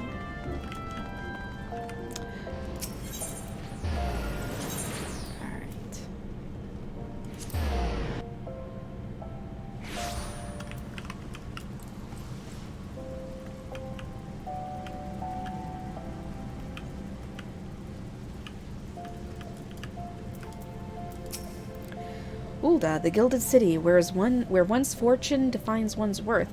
I hope some manner of fortune is with us, and that this final leg proves as successful as the previous two. Might I suggest descending to the lower level before beginning your recruitment efforts? I do not think the Sultana will take kindly to us poaching from her personal guard. Let us meet back here at the promenade when our respective tasks are complete. Good hunting, Rislin. No, it's one bad apple spoils the bunch. Or I think it could be both. The bunch or the barrel. I think I've heard it both ways.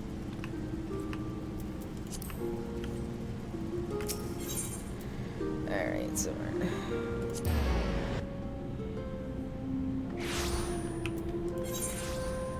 Oh man, where are they? Gladiators. Well, we'll go there first.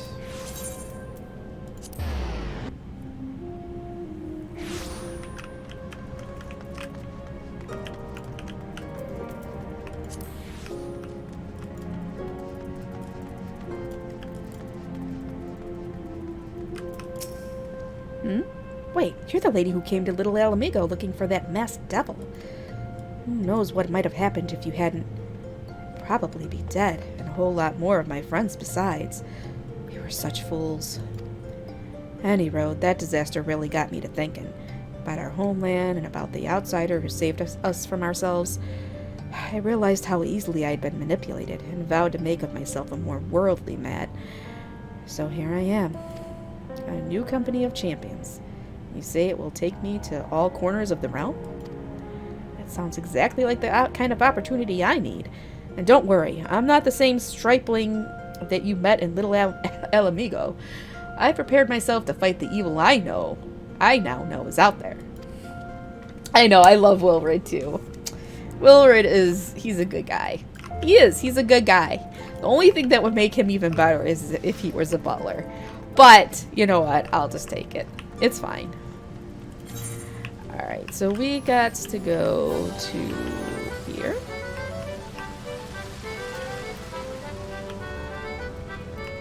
What? Ask Cassie, she knows. I have a thing for butlers. I don't know why, it is. I know. I know, right? You guys both jinxed. Alright. Oh, what a happy coincidence. Do you remember me, perchance? I am Arson of the Church of St. Adama Landama. Thank you again for your timely rescue. And I must also thank you for preventing that fraudulent priest from preying on Drybone's less fortunate, most upsetting business. Are you here with your companion, Thancred, wasn't it? Ah, 'tis new companions you seek then. Your proposed organization sounds a powerful force for good, but my place is at the church with the children. Nevertheless, I wish you well in this undertaking. I like those two. I like the sarcastic jerks. Believe me, I love Nero too. Nero is great, and we're gonna see more of Nero soon. No, I don't want Alfred from Batman. Freaking Alfred from Batman. But yeah, Nero is great, and we're gonna see some of him on some of here. So I think this week. I'm sorry, you wish to recruit me? Is this some new fashioned manner of propositioning a lady? Well, I'm afraid you are wasting your time. This lady is already spoken for. Good day to you, miss. Fine. Why did I even ask her?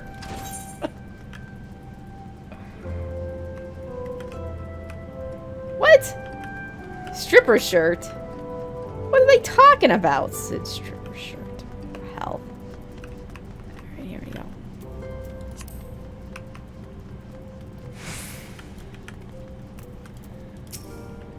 Have you come to tell me the news, soldier? Well, I've already heard it. Seems the would-be savior of Ulda's refugees went and got himself killed, and not by your hand. He was just as much a pawn as the hapless cast-offs he sought to deceive. Eh? That's not why you're here. Aye. You'd be surprised what rumors drift down to Pearl Lane. I know of this glorious new company of yours, and just how far I'd go to avoid getting involved with it. Whispers on the street say your organization is funded by corrupt coin, by syndicate money. If you think you're recruiting just for a just cause, then you're a bigger fool than I took you for. What? How come I haven't heard of this? Syndicate coin? Where the hell is Alphino getting this money from? The support. Fuck's sake. I'm gonna have to... A company that looks to cure the ills of the realm entire. Listen, friend. I can scarce bear the complaints of the next all over, let alone the conundrums of a neighboring nation. Well, it was all a bust. All a bust.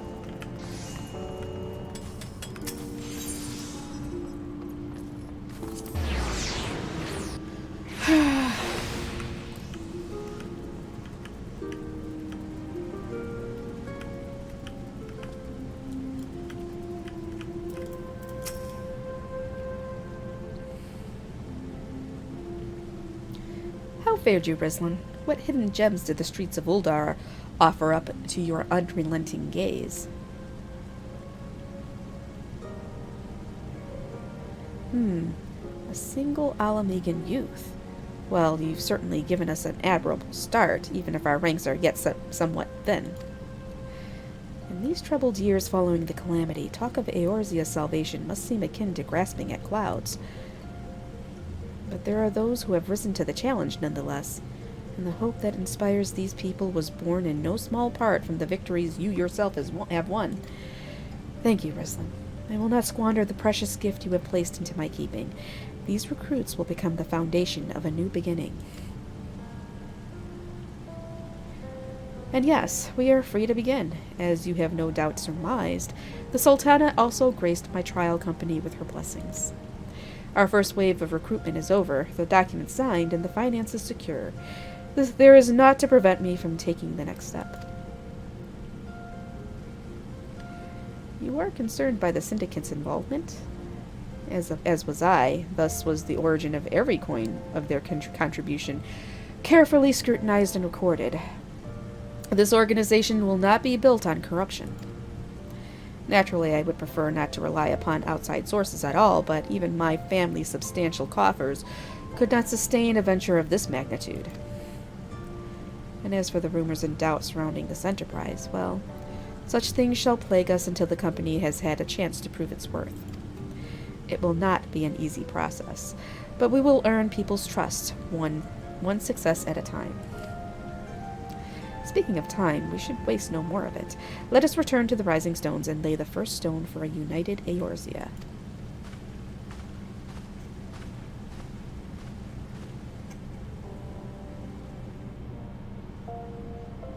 Oh boy.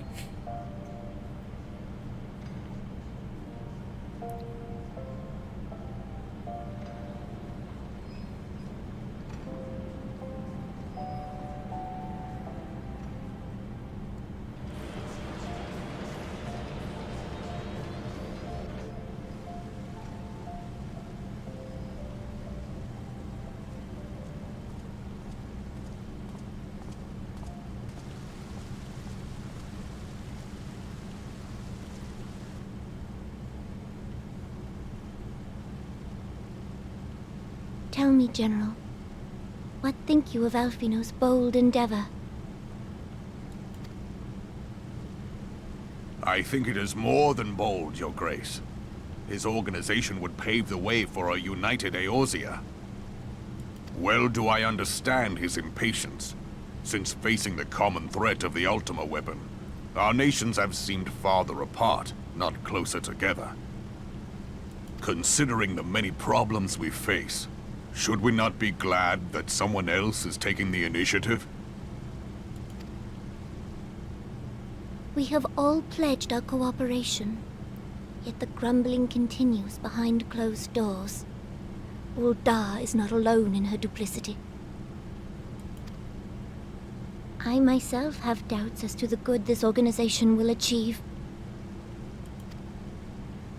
With the inclusion of the finest soldiers of the 3 grand companies, it promises to be a fearsome military body. But whom will it serve? Even under the watchful gaze of the Scions, it is not unthinkable that such a force could perpetrate a great wrong. Does it not concern you that a significant proportion of its financial backing came from the coffers of the Syndicate? That those unprincipled worms might forge this extraordinary gathering of warriors into a private army? I have trust in the Scions, Your Grace. They have spared us no end of trouble at the hands of the Primals. If they seek reinforcements, I deem it unwise to deny them. As for their finances, full many gave generously. And though our nobles proffered a sizable sum, their coin did not spill from the pockets of Lolorito and his cronies. And what of the presence of our stalwart adventurer friend in this endeavor? I doubt the Warrior of Light would betray our cause.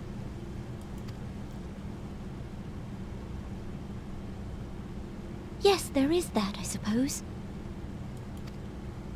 Yet I have known people to change. Whether we will or no, the events of the age hurl us this way and that, like a dust devil skipping across the sands.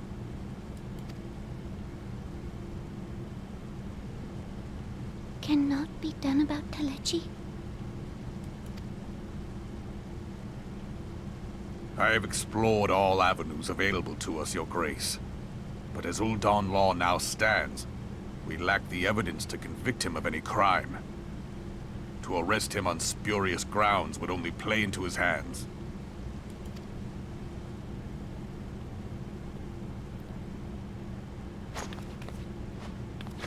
He has all but committed treason, and yet we can do nothing?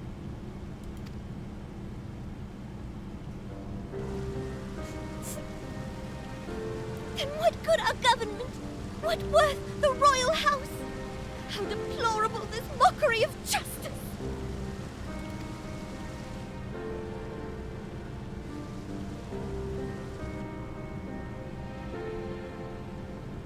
Oh, don't cry.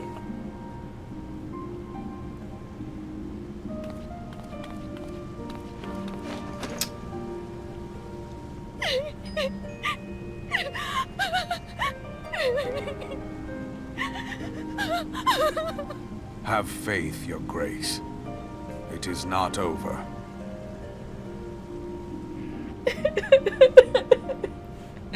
Oh. And you know, I love that Raoman. He's this big hulking beast, but deep down he's very gentle. Like, the fact that he was comforting the Sultana. I just love it. I love it. I just love it. Plus, wait until you meet his adopted son. Just wait. Okay. Now what? Rising Stones.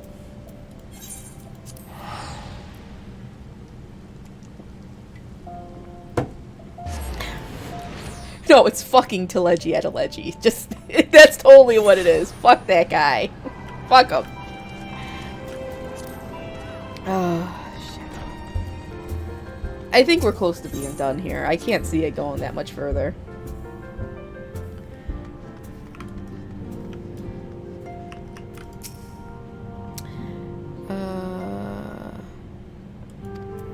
Alright, it's the same stuff. Okay.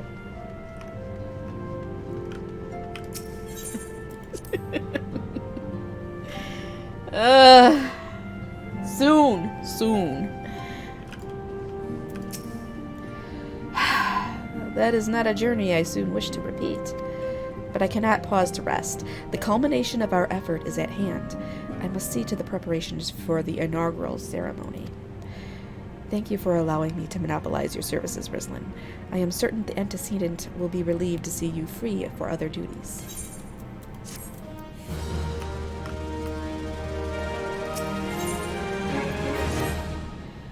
Greetings, Rislin. Alphinaud tells me all is in place to begin his trial company. The Scions shall certainly be grateful to have the support of such an organization. The inaugural ceremony is set to take place here at the Rising Stones. Totaro is cooperating with Alphinaud to see that all is in readiness. So I'm afraid the recruits themselves have been left to their own devices for the time being. Quite a number of new faces have arrived in Revenant's Toll of late, and I wonder if Slaftborn might not find himself overwhelmed. Would you speak with him and see if there's aught he requires?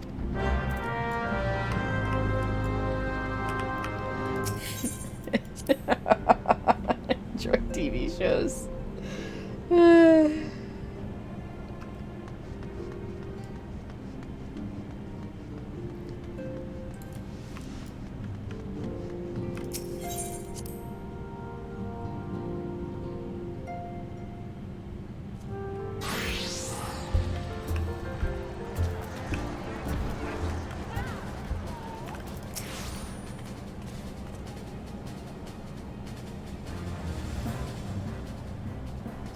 What can I do for you, Rizlin? I thought you'd have your hands full helping out with the new arms of the Scion.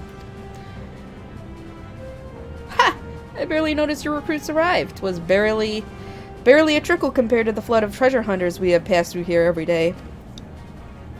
While I appreciate your offer of aid, 'tis more your burden than that concerns me. I'm told this trial company will answer directly to the antecedent, so I trust that means less work for you in the long run. Slaftborn, the shipment! We couldn't...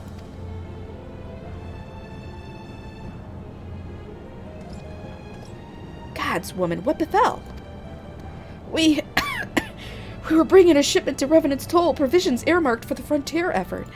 But just as we sought to cross over into Mordona, we were set upon by brigands. I believe they may have been heretics. There were many, too many. We only escaped with our lives by abandoning the supplies. Pray forgive us.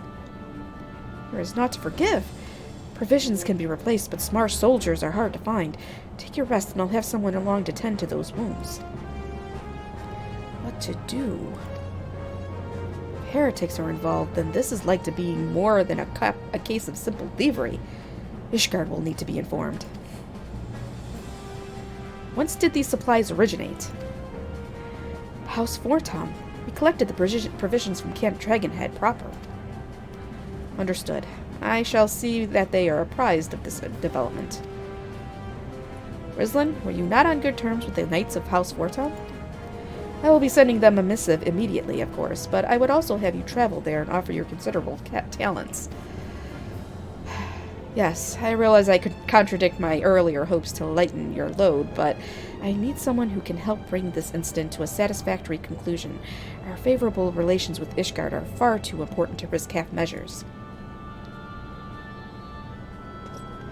Thank you for your understanding. I'm certain Lord Haurchefant will be glad of your assistance. So, are we still in... Now I gotta go to... Hold on, I gotta look up the MSQ here. Oh, fuck. For fuck's sake, I think we might be in 2.4.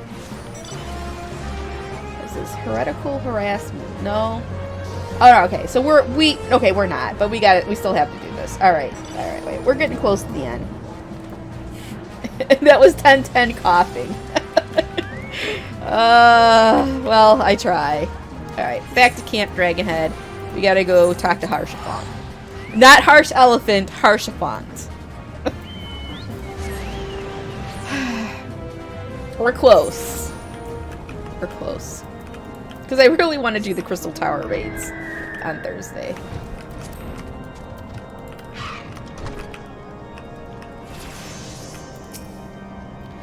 Well, well, if it isn't my fine friend Rizlin Hollis. Would you care for a plate of roast caracul? Some mulled wine? No? Ah, I see you have not come into my hall merely to escape the biting cold. I was, in fact, on the verge of opening an urgent missive from Revenant's Toll, and I suspect the timing of your arrival is no coincidence. It was not.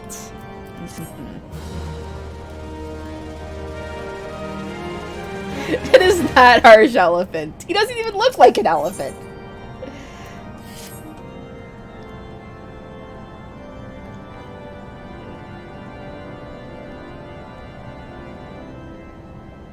The incident with the new frontier hands? No, you need not elaborate. I have been following their progress with no small amount of interest. Brave men and women all. They do our nation a great service. The existence of a fortified outpost in Mordona will do much to dissuade the Empire from trespassing on Kurth's soil. Right glad am I that you have chosen to lend your support to this endeavor.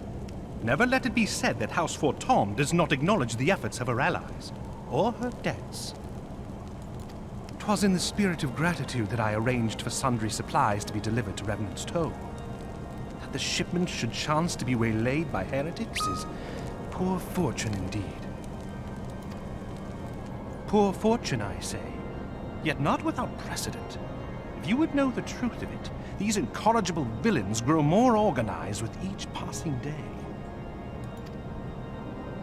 This new unity of purpose we attribute to their leader, the Lady Iceheart.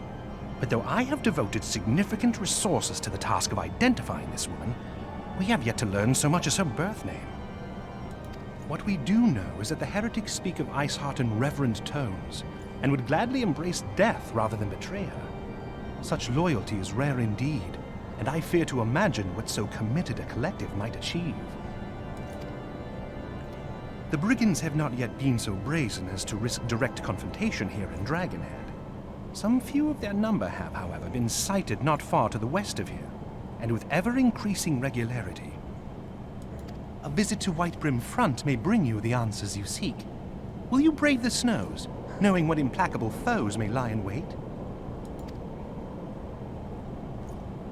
Hallone's blessings be upon you! Though I take no pride in the admission, many of mine own countrymen are not so well suited as you adventurers to dealing with such foes. Were they dragons, it might be otherwise.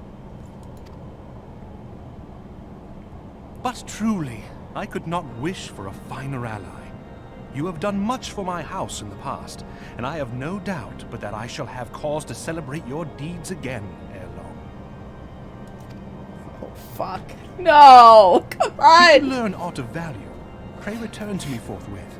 A warm hearth and a warmer welcome shall be waiting for you. And a warm bed? In the Japanese, he said warm bed. Oh, for fuck's sake. What does he want now?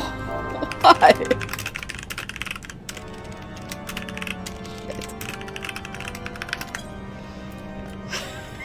Oh, I shouldn't have said that. Probably make it worse.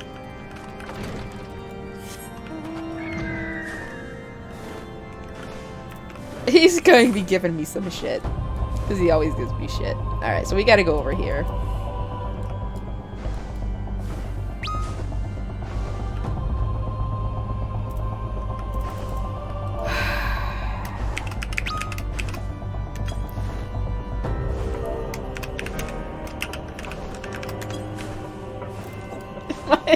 Yes. You just called him trash? Oh no. It is trash, I guess. Well, I guess it does kind of sound like trash, but... Oh, shit. You know, even Cassie's like, wait, what?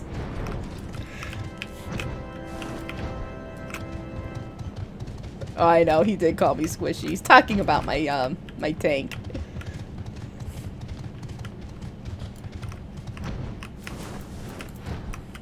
Oh, Drillmont. Rislin, welcome, welcome! You'll be surprised to know that the repairs of the Stone Vigil proceed apace. We shall rebuild sure and strong, that the Dravanians might batter themselves senseless against our shield in the west. I would venture, however, that matters of masonry are not what brought you to Whitebrim. On the trail of a band of thieving heretics, you say? By the Fury. But you do seem destined to cross paths with those villains. I must confess, then, 'tis a sad truth that the wilds hereabouts have indeed grown thick with their number. They strike swiftly, without warning, and are canny enough to evade our most able trackers. But 'tis not merely their newfound organization that confounds us. The heretics themselves seem somehow changed. I know not what manner of influence this Iceheart wields, but the men we face seem utterly lost in the grip of righteous fervor. 'Tis an unsettling and unnatural zeal. Mayhaps you would care to question one of their recent victims. As fate would have it, your arrival came moments after a trader was waylaid on the road. patrol found the unfortunate fellow lying senseless in the snow and carried him to our infirmary. Assuming he has regained the use of his faculties, the merchant might recall some small detail that could aid you in your task.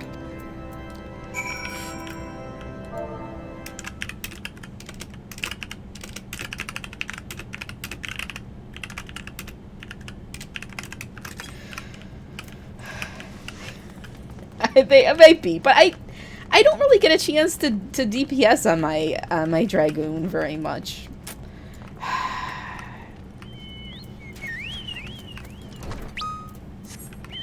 He's gonna talk to Birdie. I don't know why he's asking him. Is he? Oh, he's leveling his Dragoon. That's why he's asking.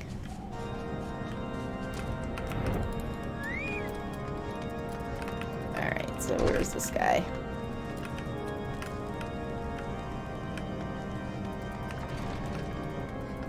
I never found it that squishy. I actually found, hold on.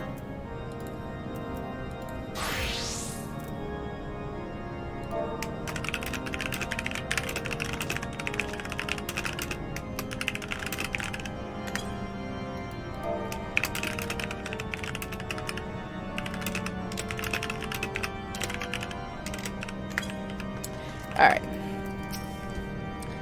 Tell you what happened? Why, yes, of course. I've quite recovered enough for that. Anything to help catch those cowardly Blackhearts. I was traveling my usual route to Whiterun front when a sudden blow sent me reeling.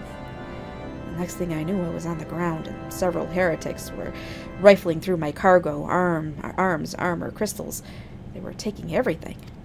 It was then that one of them noticed my bleary gaze and stalked over to better acquaint my head with his mace. Before darkness claimed me, however, I distinctly heard the words, "Return to Snowcloak." I dare say that is where they were hauling my goods, but you'll not catch me rushing off in pursuit. They tell me 'twas a miracle I survived at all, and I'll not trust my thick skull to save me a second time.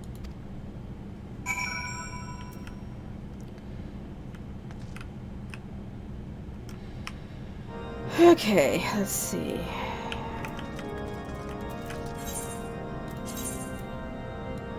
Oh boy. I didn't think we got this much Ishgard stuff until 2.4, but I guess this is setting it up to lead into that.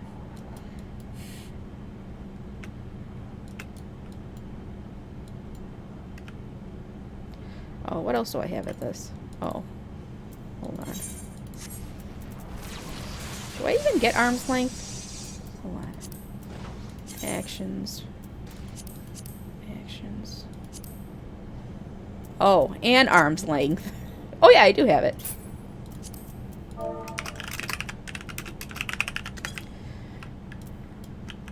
That is actually, it helps with damage, incoming damage.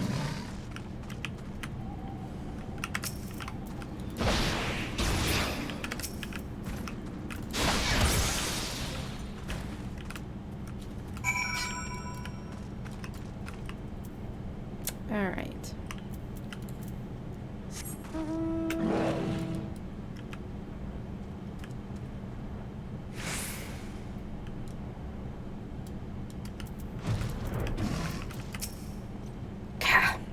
Draw your weapon, foul.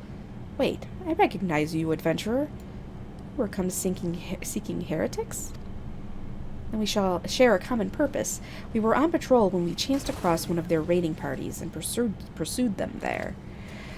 By rights, we should have had them cornered in this ravine, and yet they are gone, vanished like icy wraiths.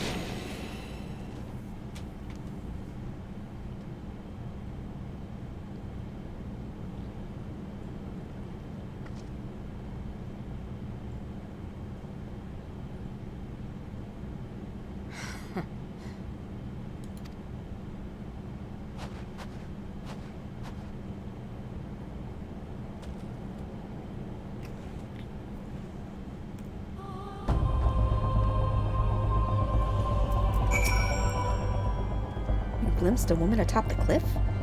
Could it be Iceheart herself come to sneer at our folly? And to where did she disappear? The heretics must have discovered a passage through the frozen wall, some hidden tunnel that escaped our notice. We have not the men to risk further investigation. It would be best were we to return to Whitebrim Front and lay our suspicions before Lord Drummond.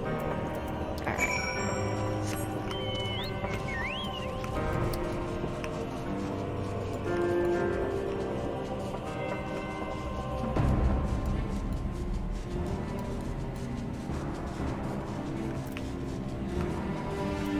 Yes, yes, Lady Iceheart.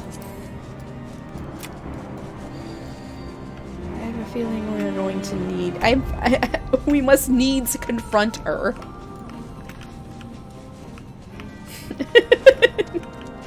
Oh, man. Come on. Oh, no. Alright, where is he?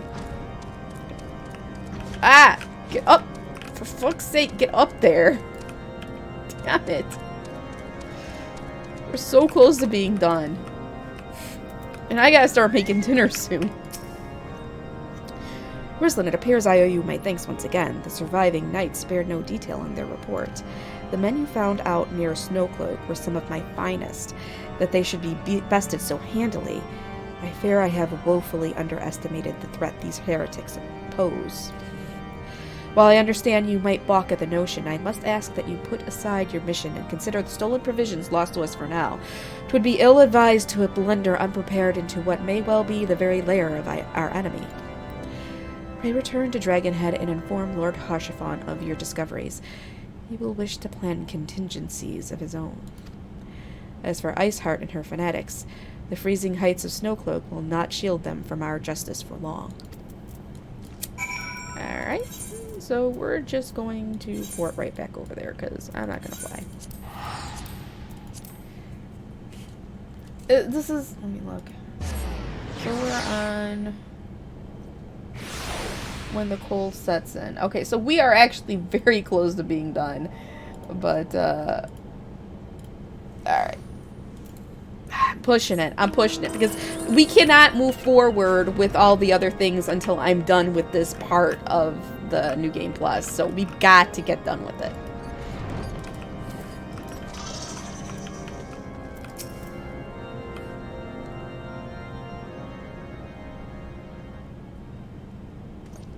Your return is most timely. Of their own accord, my thoughts had turned to your task and the progress thereof. I confess, my imaginings tended toward the grim and bloody. What is with this camera?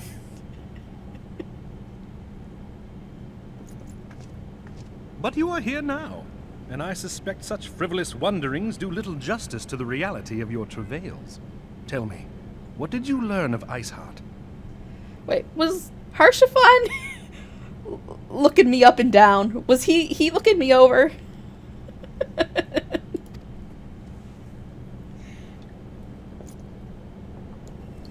Indeed. And this transpired at Snowcloak? Of all the highlands, that towering wall has borne the worst of the region's brutal shift in climate. So inhospitable has Snowcloak become that we have still to survey the area in its entirety. Could its frozen heights conceal the heretics' hideaway? Mayhap a more robust reconnaissance effort is in order.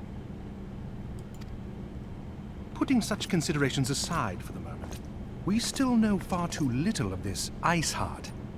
That she is capable of commanding such a band of fanatics bespeaks natural authority, and no small measure of charisma. As much as I would like to fathom this mystery with you, the situation has grown beyond my personal purview. I am bound by duty to inform the Temple Knights and request that they bring this matter to its conclusion.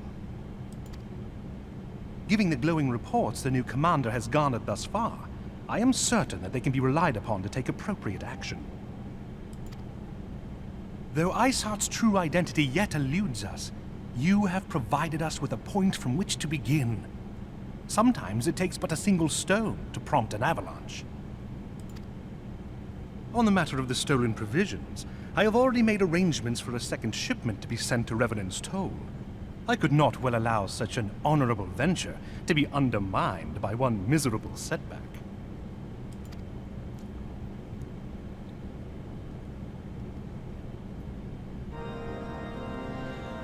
Okay.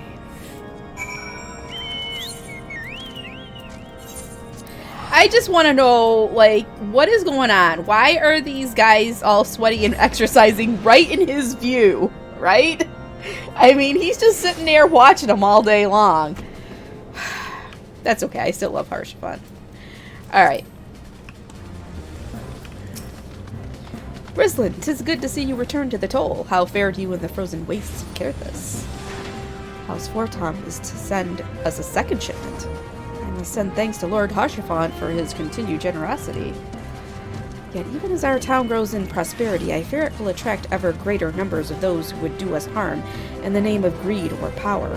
All of us, Alphino's new recruits included, must remain vigilant against such threats. Alright, this is the last quest. Last quest here. While you were away in Kerthus, preparations for the inaugural ceremony were all but completed, although Tataru does yet seem somewhat flustered.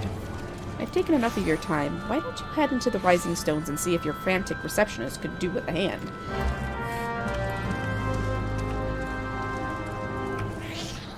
Alright, where is it?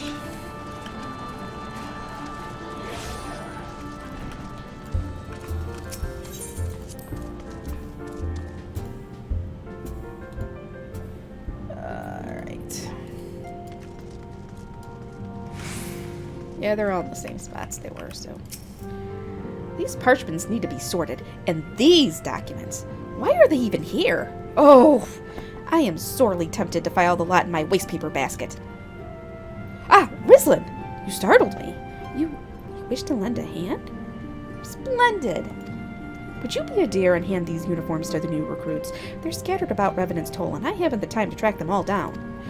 Recruits know to don their garb immediately and assemble here in the Rising Stones. You'll want to report directly back to Alphino if you don't want to miss the ceremony. I wonder if the Scions will ever have matching uniforms. A well-funded organization is a well-dressed organization, I suppose. Oh boy.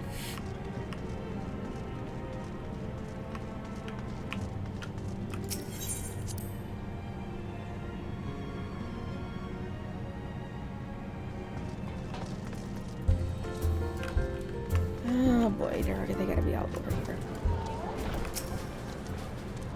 Those who believe this company will see no riches are short-sighted fools. The giving of oneself 'tis an investment in the future. Thus did I sign my name to the cause. These uniforms were a splendid idea. Once our organization has made a name for itself, there shall be wealth aplenty in selling replica costumes to the adoring masses. Alright, so that doesn't sound very noble. Who even is that person? Wait. Oh, here's Laurentius.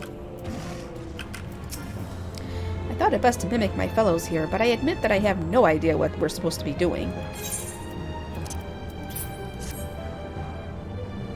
Ah, our new uniforms. I am reminded of my induction into the Wood Whalers.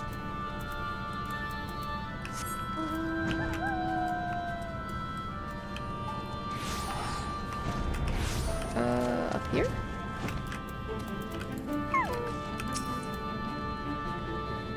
Isildur has at last retired from the Adventurers Guild.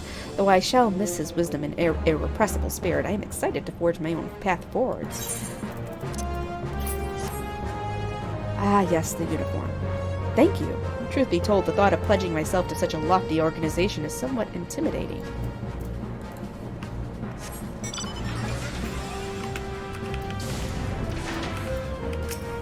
Oh, I think I'm... Holy shit, I'm way up on him. Okay. Physical bubble. Don't get into people's bubble, Rislin. Hello there, lass. Looking for me, was ya? It's just giving a whistle, but I'm not sure as I'd hear it amongst all the bustle.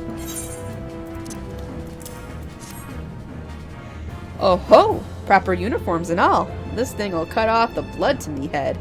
Not to worry, though. I'm sure she'll be fine after making a few adjustments. It's fine.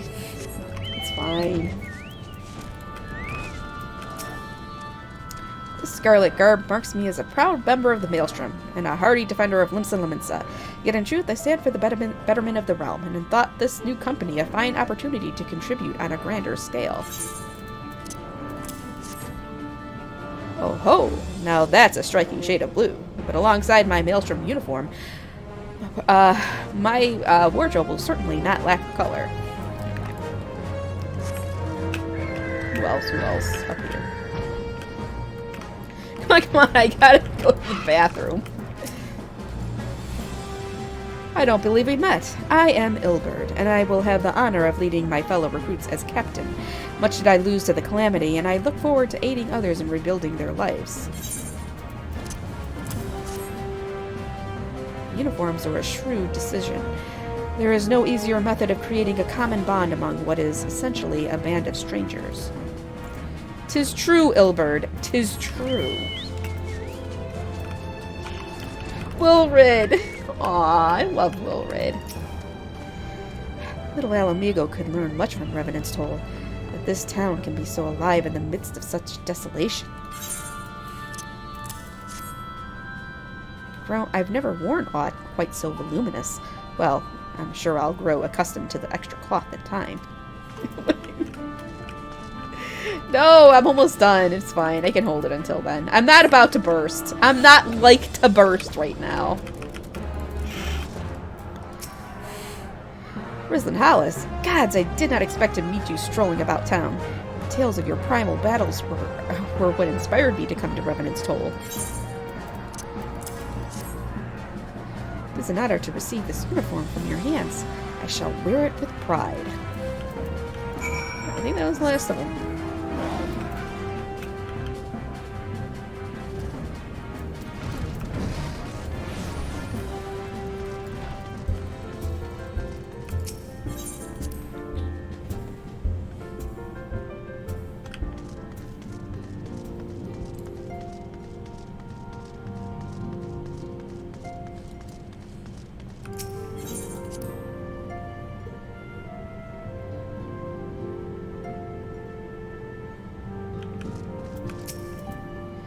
Yes, Rislin. Ah, Totaro mentioned you were handing out the new uniforms. I assume you've now met the rest of the recruits. Some few answered the calls to arms I put forth through the established grand companies and such. We are not yet an army, but there is much of a small corps of elite warriors can achieve. Did I mention I'd thought of a name for the company? 'Tis my hope that it shall soon be known across the breadth of Eorzea. The moment of truth draws near, Rislin. Once the last of the recruits have gathered, I shall make the official announcement.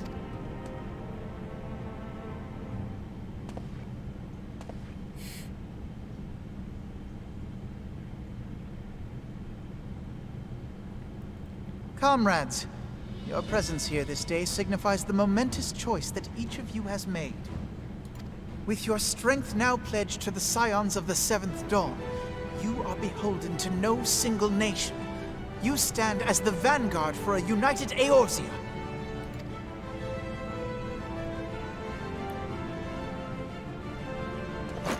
From this moment forth, I declare you Crystal Braves. Let us mend this fractured realm and face our enemies as one.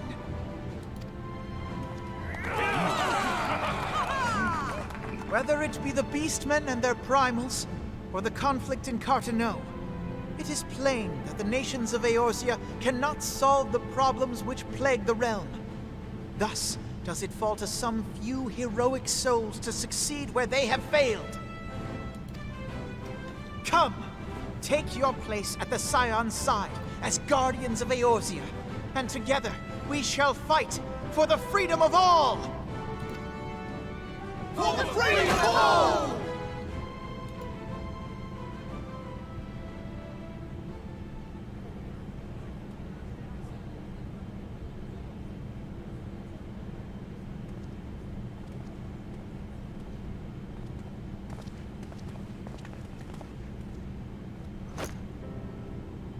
A rousing speech, Alphino. Or should I say, Crystal Brave Commander Leveilleur. Please, antecedent. The title is honorary. I shall not be leading the troops into battle, as it were. We are of the same purpose. Let us join hands and do what must be done to save this land. The Scions stand ready.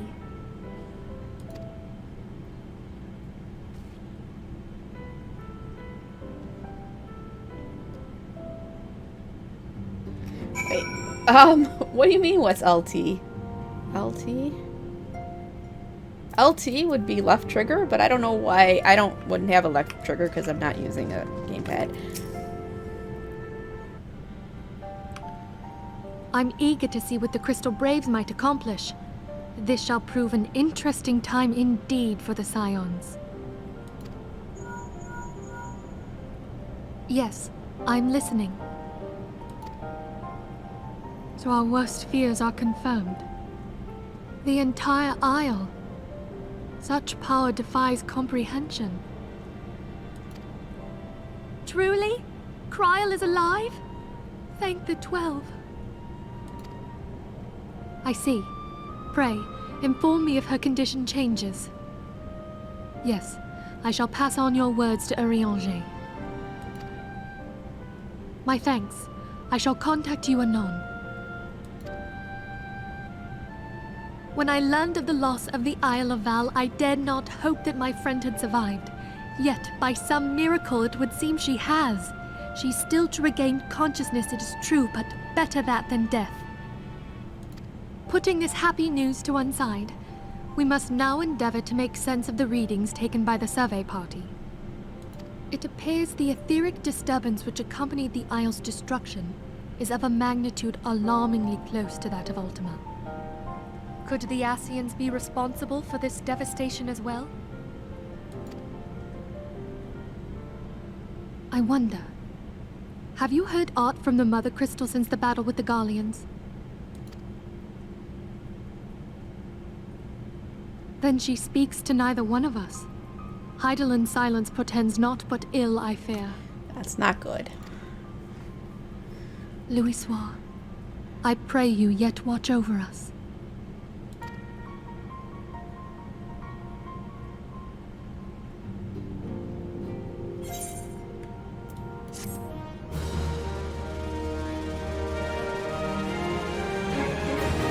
Meanwhile, in Garlemald. No, actually, we don't get that yet. We don't get that yet.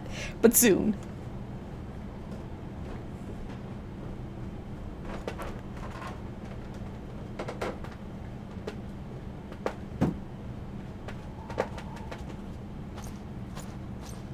Very good.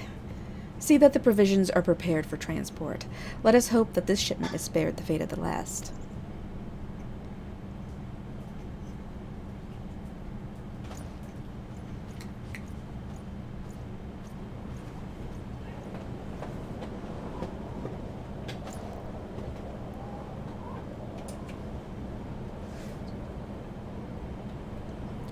The winds are uncommon fierce this day.